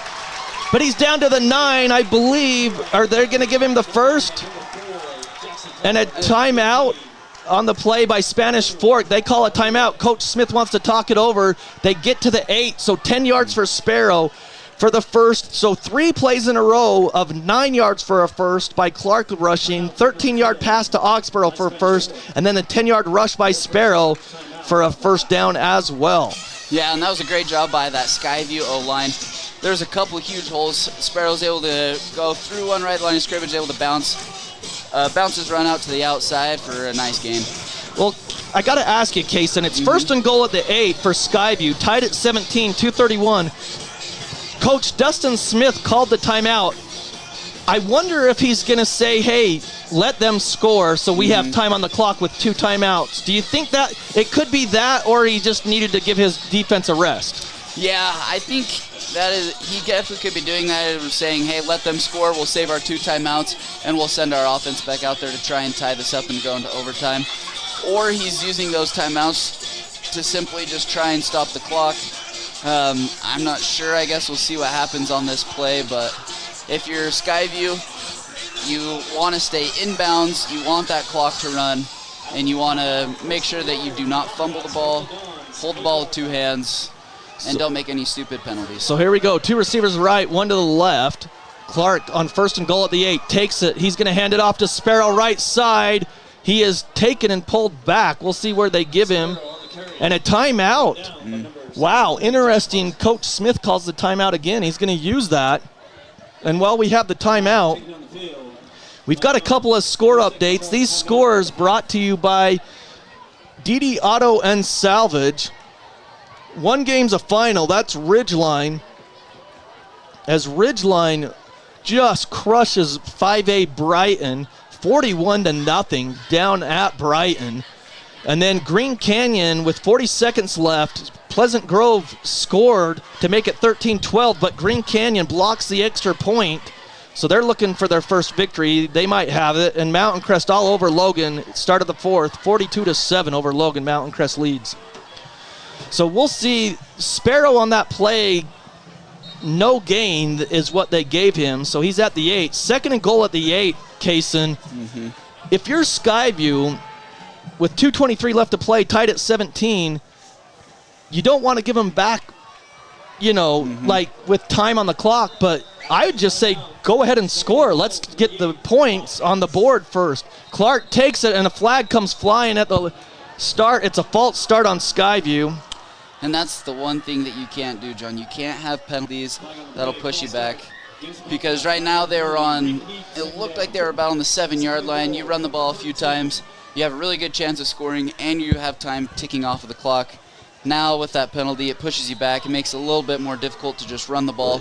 Now you might have to think about going through the air and risk an incomplete pass that's going to stop the clock. 2nd and goal at the 13 now. 2:23 left to play. Clark fakes the handoff. He throws. Incomplete. In between a couple of receivers, and it, like you mentioned, it stops the clock. Spanish Fork has 1 timeout with 2:18 left to play. It's tied at 17, and it will be 3rd and goal at the 13 for Skyview.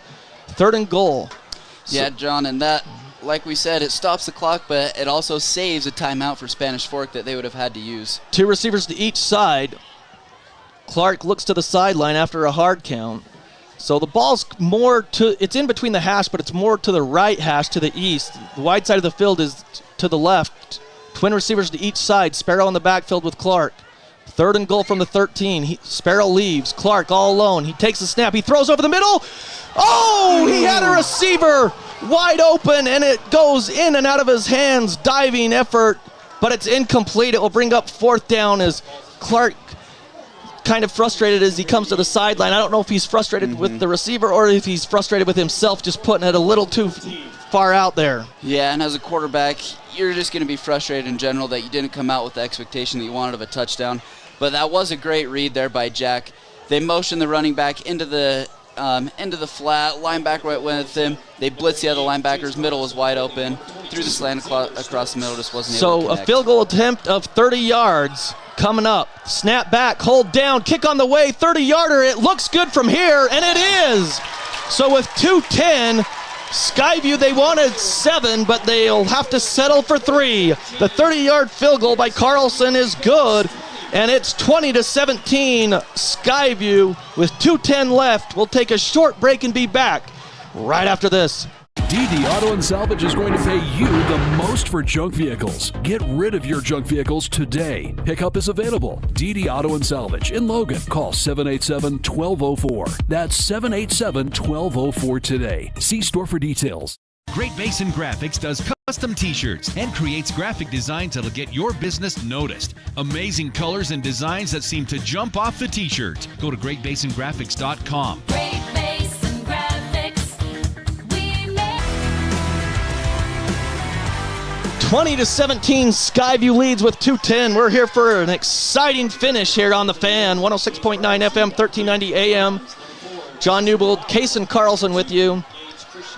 As Skyview is about to kick off, Carlson hit the 30-yard field goal to take a 20-17 lead with 2:10 left. Spanish Fork will have 1 timeout, but Carlson needs to get it into the end zone on this kick. He boots it away, and he does. He sends it 7 yards deep. That's huge to make them start from their own 20.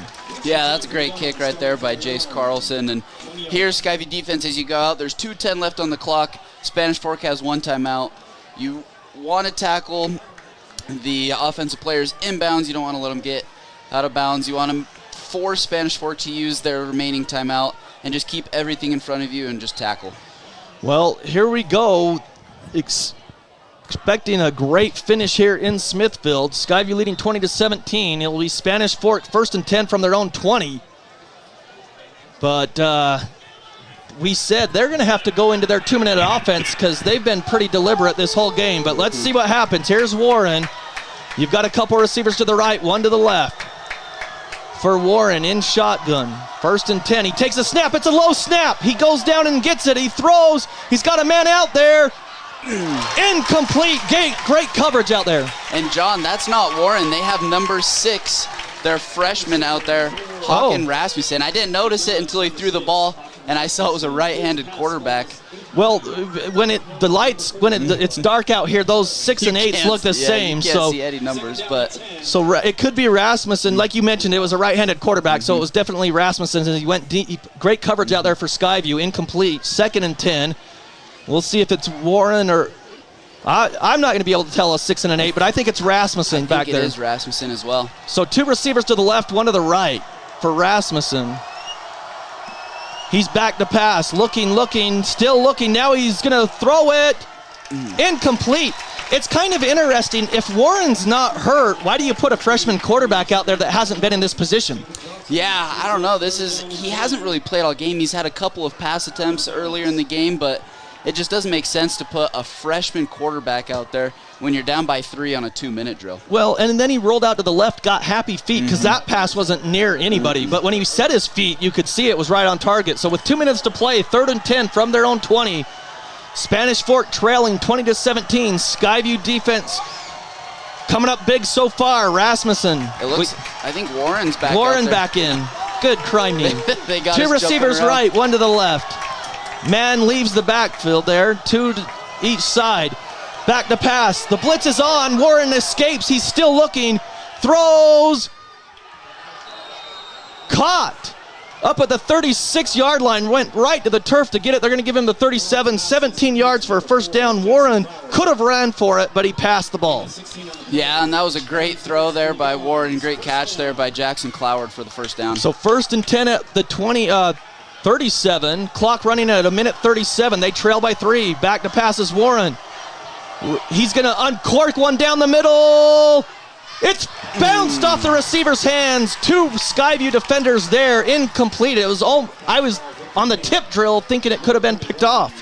Yeah, and that was great coverage there, I believe, by Brett Carling, number 34 for Skyview. Was able to stick with his man the entire way and was able to jump up and get a deflection on the ball.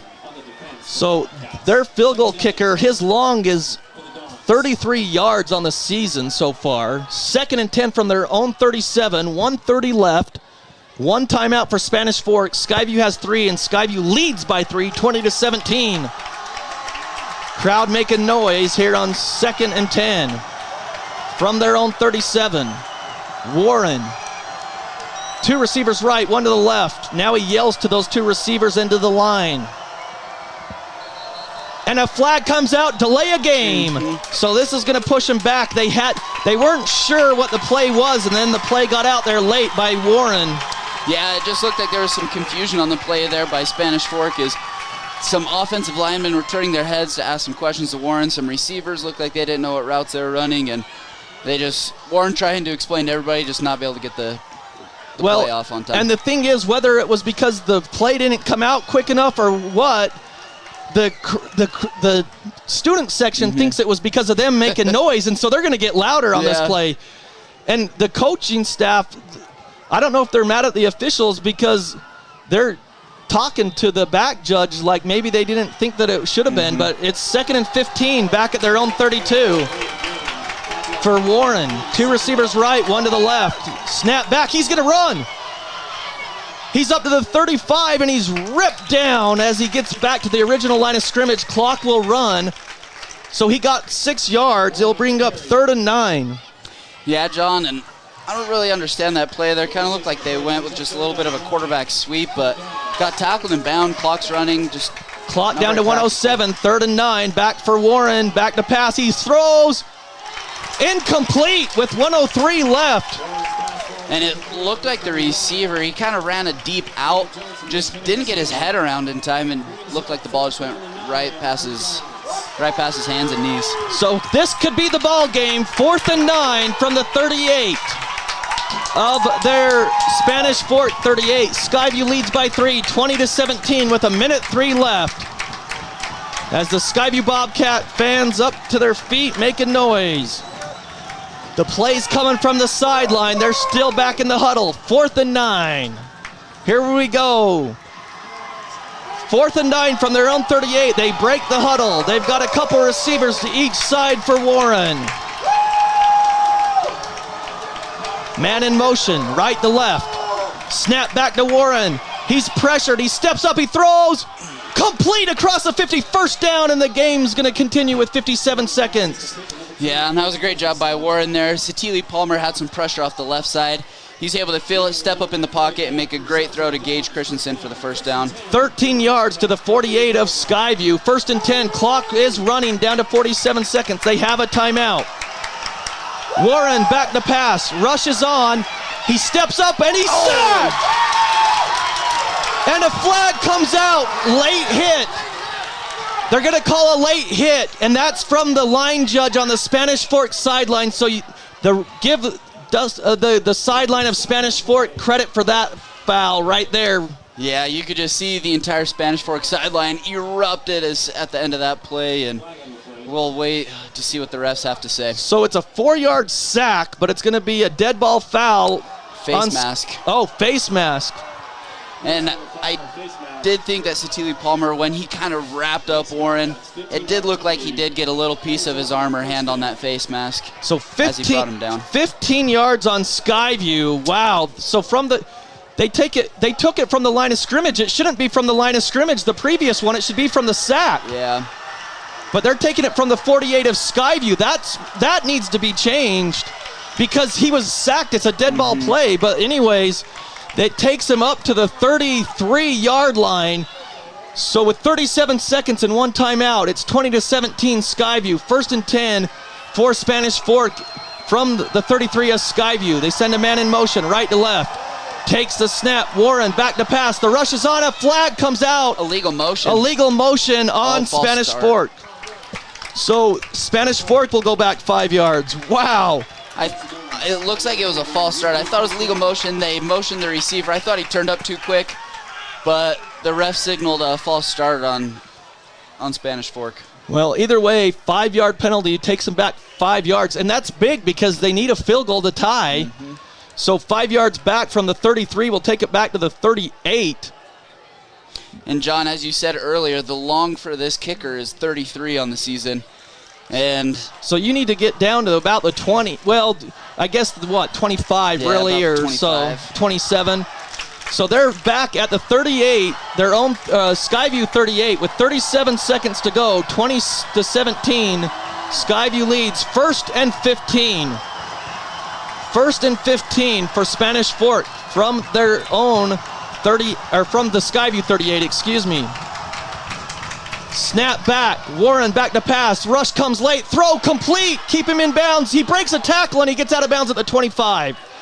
So a 13-yard pass play with 30 seconds. The clock stops, but he's about 3 yards shy of the first down. Yeah, and Jacob Johnson there, the intended receiver for Spanish Fork, was able to make a great catch on that out route, was able to break a tackle for Skyview and get out of bounds and stop the clock. At the 26-yard line, it's a 12-yard pickup. It'll be third, was it third down or second? I think it's second down.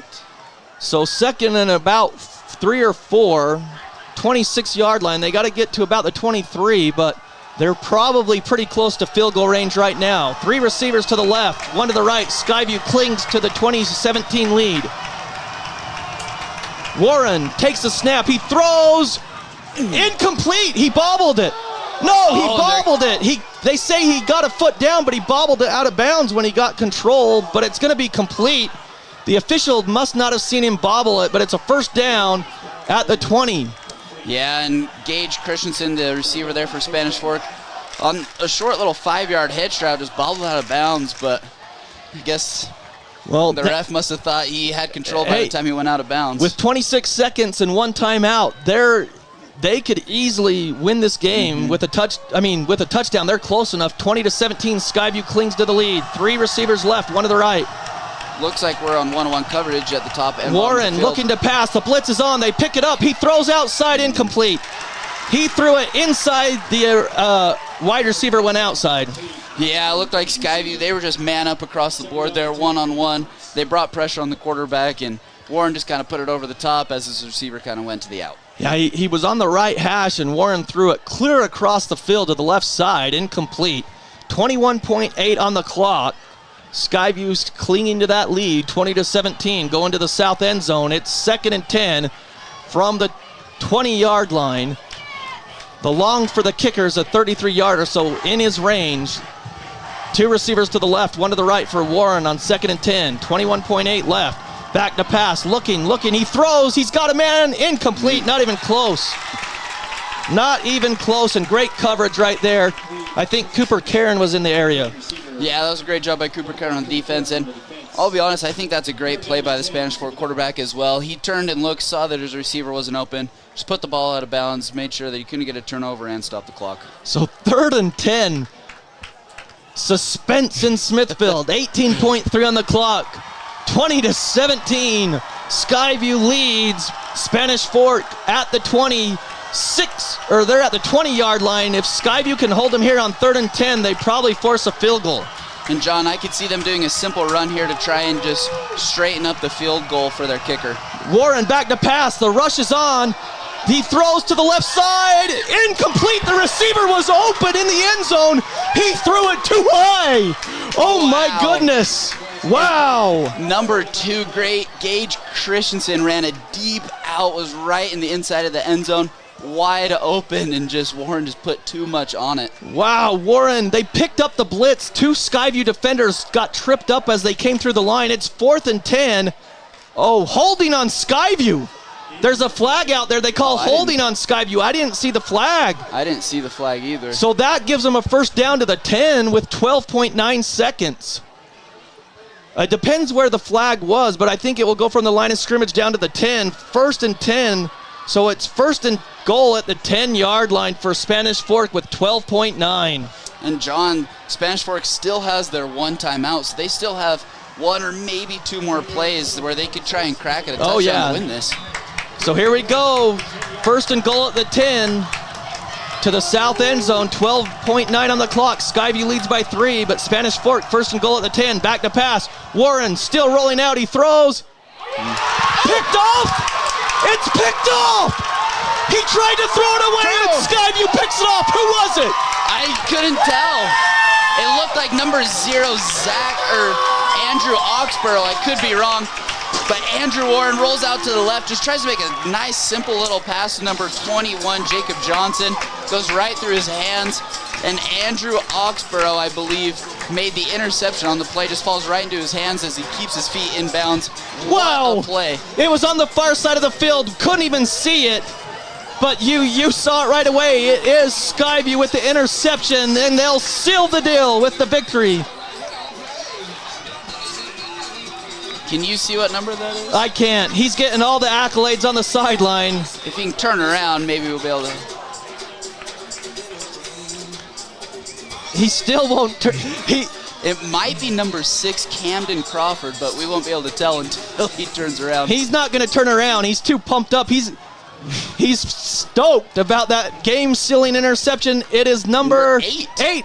Well, that doesn't look like Ollie Collins, but number 8's Ollie Collins. So we'll have to ask Coach Alder after the game. Clark gets in victory formation, takes the knee, and Skyview's going to run the clock out.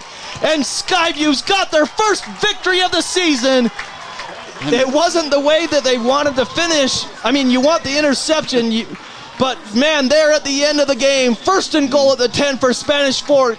And Warren throws it, and it's picked off at the 7, and Skyview's going to get the victory. 20-17. And wow, John, you just have to be happy if you're Skyview to come out with a win, and just to see that your players, as Spanish Fork kept driving down the field, they kept playing hard, they kept doing their assignment, and eventually they get the turnover to win the football game.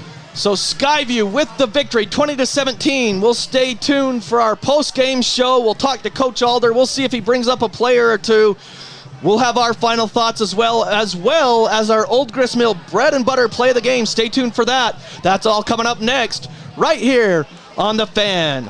DD Auto and Salvage is going to pay you the most for junk vehicles. Get rid of your junk vehicles today. Pickup is available. DD Auto and Salvage in Logan. Call 787-1204. That's 787-1204 today. See store for details. Great Basin Graphics does custom t-shirts and creates graphic designs that'll get your business noticed. Amazing colors and designs that seem to jump off the t-shirt. Go to greatbasingraphics.com. Great Basin Graphics. We made you look.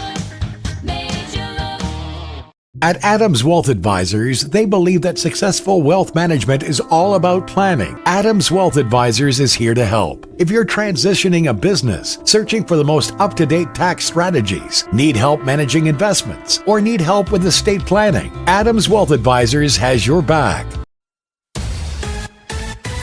Preston Watts Collision and Glass has been your #1 resource for collision repair and auto glass. We specialize in windshield repairs. Competitive prices, call Preston Watts Collision and Glass at 563-3215. We do it right. From day one, right down the street, to present day, all over America, Napa and our nationwide network of parts and exceptional service were built for one mission: to keep your business moving full speed ahead.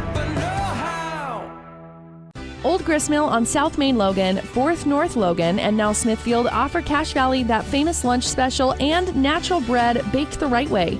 Get your made-to-order lunch or baked goods at Cache Valley's Best of Northern Utah gold-winning bakery. The Old Gristmill, here for you.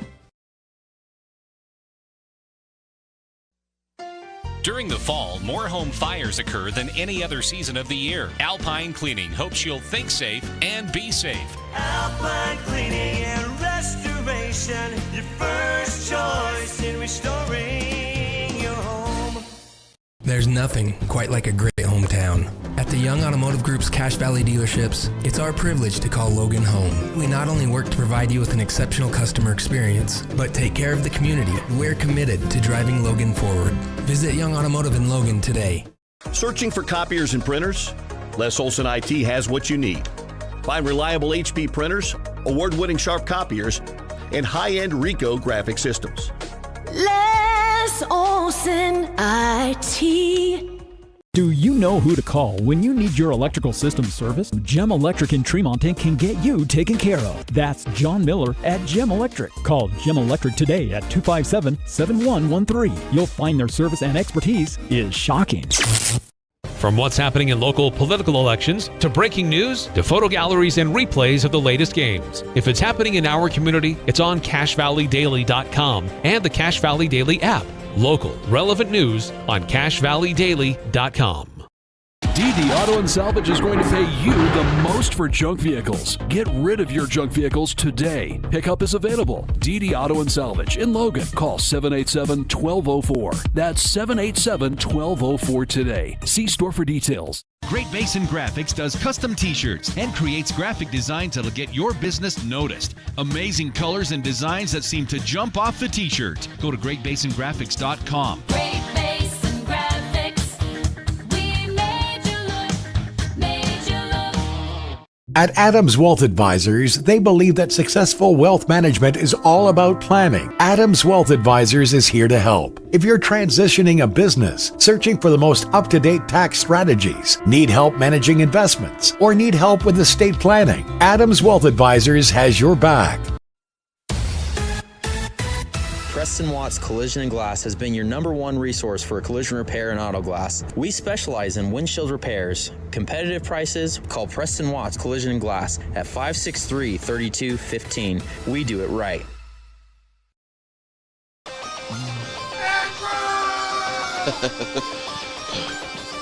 Welcome back to Skyview High School. 20-17, Skyview gets their first victory of the season, and we're joined here in the press box on the postgame show by Andrew Oxborough. And we got to ask you, Andrew, I guess, what did you see on that last play? Describe that last play of the game. Well, we were in man coverage, and the guy ran out. I was a little behind him, but he dropped, and luckily I was able to get my feet in bounds and make the play. So we couldn't see from here. It's hard with the glare and stuff. Did it go through the receiver's hands and just come right to you, or how did you read that? He dropped it, popped up, and yeah, it was right on the sideline, and I happened to be there. So, well, great job. You sealed the deal. How good did that feel to seal the victory for you guys? It feels amazing, man. We're 0-2, and now we got one win on the board before we go into region, so I feel like that's huge. So did you guys take that momentum from the Morgan game and kind of use that juice to come into this game? Talk about that, what this week of practice was like, because you were 0-2, but you guys played great second half against Morgan last week. Yeah, well, we kind of got our butts whooped in the first half against Morgan, but yeah, we were able to come out second half, and then our focus this week was just playing 4 quarters, not 2 quarters, and I feel like we were able to do that today, and that was the difference.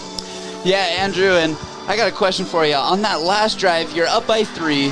There's about 2 minutes left. What's that defensive mindset as you're going into that last drive? Oh, we knew it was coming, man. We knew we were going to have a big, we're going to have to make a big stop at the end, but, we wanted to play aggressive. We wanted to keep the momentum up, not play scared, and, yeah. We'll talk about your week of practice, because it was a great job defensively. obviously on that last drive you get the pick, but like for the whole game defensively, I felt like you guys really shut down the run, and a lot of those plays you were right with the receivers, even though they maybe made some catches along the way. Talk about that defensive mentality this week. Yeah, our focus this week in practice was, again, just playing 4 quarters, but also, like, not just giving up those free plays. And we struggled on like, the outsides a few times in the past few games. So that was kind of our focus, too, and just changing some things up. Well, you head into region play. You start on the road at Bear River. What do you feel you need to work on heading into region play now that every game matters with the way the season goes for you guys, but like now you're in region, so what do you need to do to keep momentum going for you? I'd say just playing a complete football game, like not like having defense play good, special teams play good, and offense playing good all in the same game. I feel like we struggled with that, but just being able to do that would be huge. Well, Andrew, congratulations. We'll likely let you give a shout out to whoever you would like. Go ahead and give a shout out to whoever you want here. Shout out Jesse Oxford, my sister. Yeah. All right. Congratulations on the victory. Good game. Congrats. So again, Skyview on the post game here. They lead 20-7, or they win 20-17. Now I don't know if we have a chair big enough for you, Satili. So again, Satili Palmer defensively is going to join us. So the defense gets in. Wow, you barely fit in there. Okay, Satili. You guys defensively, Spanish Fork is a good rushing team. You guys held them in check all night. What did you guys do mentality or up front to stop that run game that Spanish Fork has?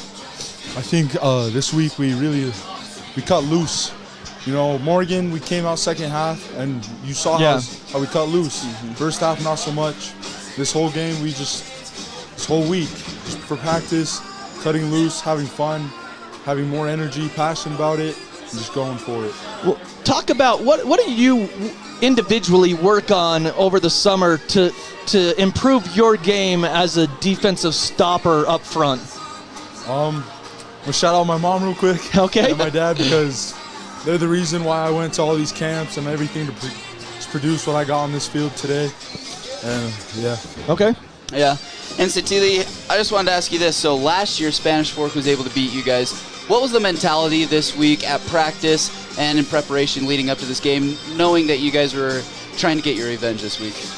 Like I said, cutting loose was the biggest thing because, again, Morgan, you saw it. We cut loose. We came out, and really we focused on that because we know we're that team. We know we're a good team, and when we play like it, we go at it. Well, so I got to ask you, do you feel like in the first couple of games, bar in that second half of Morgan, but do you feel like you guys maybe were playing a little tight because you keep bringing up cutting loose? Do you feel like you guys played a little tight in those first couple games then? I definitely think we weren't as energetic as we were today. Okay. I don't think we were mentally there. And like I said, we cut loose, we got there, we let loose, and we just played us. Yeah. Now, Satili, we got to ask you too, like, how awesome, or is it a relief, or how, I guess, awesome is it for you? You've gone to these camps, you talked about your parents taking you to all these camps or allowing you to go to these camps, and you got rewarded with that scholarship offer, and you're going to be going to Idaho State. How awesome is that for you, like all your hard work, to know that your senior season, that you're going to be playing at the next level? Man, I remember when I was younger, like a little kid, I told my dad. You were never little. Don't say that. You're right. No, but I remember just telling him I want to go play at college football. It'd just be the biggest dream, and having that opportunity is just a blessing. I love it. Well, Satili, you're always great to interview, and it's an awesome win for you guys. Like, so heading into region play, we asked Andrew the same thing. Like, heading into region play, like, how do you keep the mentality and that edge but still cut it loose and have that enthusiasm going forward into region play next week at Bear River? Just having that effort, I think we're there. Of course, there's things to work on. Of course, every team has one. Yeah. And I think just this next week, we work on those things, but we keep the mentality the same. We keep going, we keep pushing. All right. Well, Satili, thanks for joining us. We'll let you go ahead and take off, but give a shout out to whoever you'd like listening. We're going to be here forever. Okay, Mom, that's okay. Dad, Grandma, Grandpa, uncles, aunties. Okay. Everyone. All right. Well, congratulations on the victory, and thanks for taking time to come Well up done today. And congratulations on that scholar. Yeah, that's awesome. you deserve it. So again, Skyview gets the victory, 20-17, their first of the year. One of many more, I'm sure, for the Bobcats. As we're joined now by Coach Alder, and Coach. Stool this week. Yeah. We decided this year that we're going to have a new chair for you each week. Okay, I can't wait for the Okay, next we'll one. see. But talk about this game. You talked about how it was everything in the fourth quarter last week. You didn't like hang your hat or anything like that or your head after that game. You were excited for what was coming for your team, and they pulled out the victory tonight. Talk about that mentality this week going into practice for this Spanish Fort game. Well, certainly the week of practice, the focus was on energy and relentless effort and execution and focusing on the controllables and then letting the outcome take care of itself regardless of circumstances or what was happening. That was our focus all week, and today going into the game before the meeting, my main goal was just be the most energetic, passionate, relentless team you've ever been. And you know, it's hard to do when there's frustration and it's back and forth and you get a holding penalty and you're missing field goals and dropping passes. But in the end, we made just enough plays to squeak by. Yeah, talk about, your offense really got cooking there too, but talk about that defense because they really stopped the run up front and never let Spanish Fort get into a rhythm. Yeah. Most of the time, if you can stop the run, it's hard to beat teams through the air. Consistently, you can get some first downs and some plays and that, but in the end, I think it was our ability to stop the run that put us in control or at least gave us the chance to win. And, you know, ironically, we struggle to get the run game going as well, and so it's tough. Yeah. Yeah. And, Coach, like John said, you guys did a great job at stopping the run, especially against the Spanish Fork team, who is a very heavy run team. But I just wanted to ask you, going into this week, you're 0-2, you've lost a couple of really close games. How are you able to help your team prepare mentally coming into this game to just not get too high on the highs, not too low on the lows, but just to stay level-headed coming into this game? Well, I think it's focusing on the lessons that we've learned, that if you get too high, if you get too low, if you focus on mistakes, they get stuck in your mind and they grow bigger and bigger. And so you got to let them go. You got to send them downstream and pick something that you can go out and do well and let that grow instead. And then it's been a challenge. Yeah. But credit goes to the kids. I think this week was a passionate week of practice. It was fun. Kids felt good about this week. Going into it, they were kind of capitalized on some momentum from last week, but it's just focusing on the skill set, that things that we can do well, and allowing that to grow instead of the mistakes. Well, Coach, one last question then. You get the victory 20-17. You head into region play, and every game matters, but region matters more, I think, in my mind, just in the fact that you've got goals as a team, and a region championship would be great, but what do you guys need to do to keep this momentum going forward heading into region on the road at Bear River?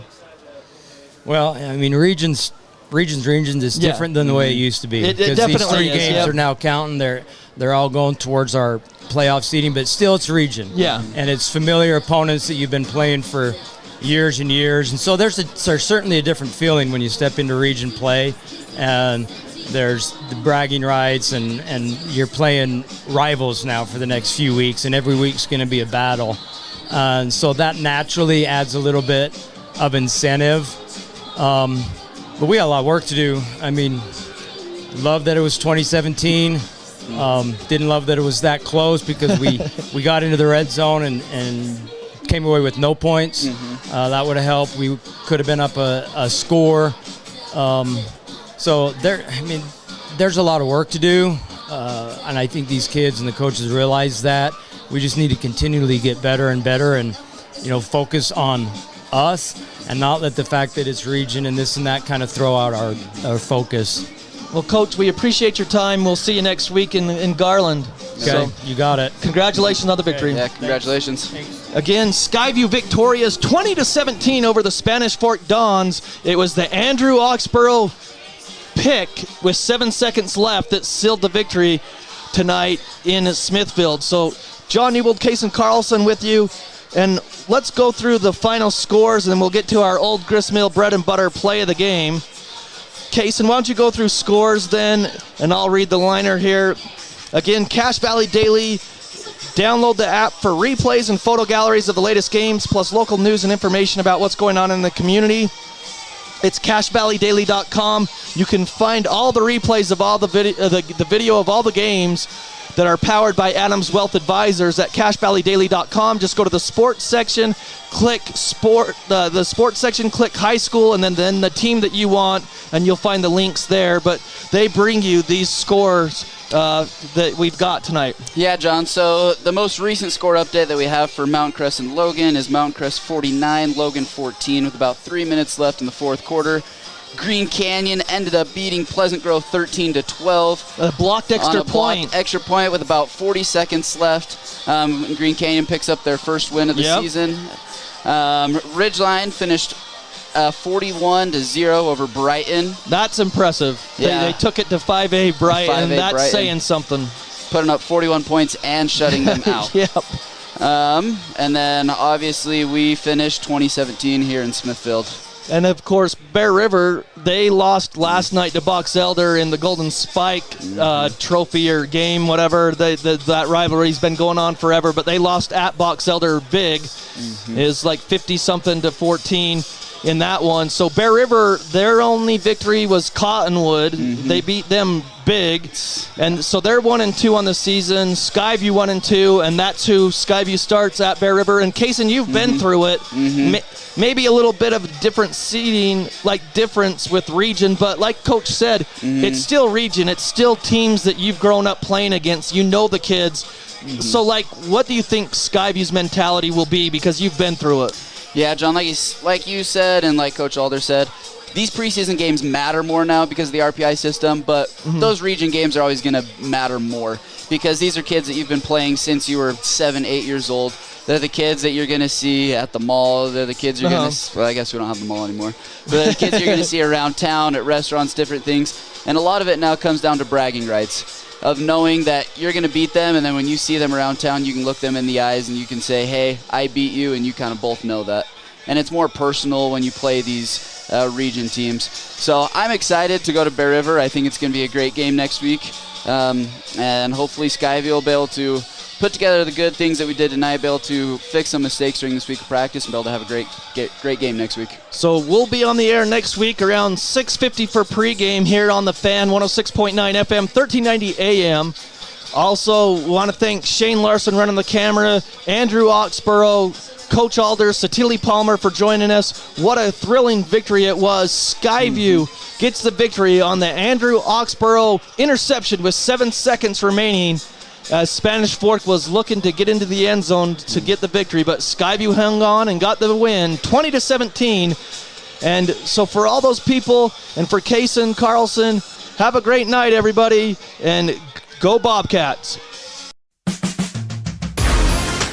This Skyview Bobcats broadcast has been a presentation of 106.9 FM, 1390 AM, The Fan, and CacheValleyDaily.com. Made possible by Les Olson IT, Old Grist Mill, Adams Wealth Advisors, DD Auto Salvage, Great Basin Graphics, Preston Watts Auto Collision, Napa Auto Parts, Young Automotive, Tyson Luthi State Farm, and Cache Valley Daily. Catch replays and photo galleries of previous games on CacheValleyDaily.com.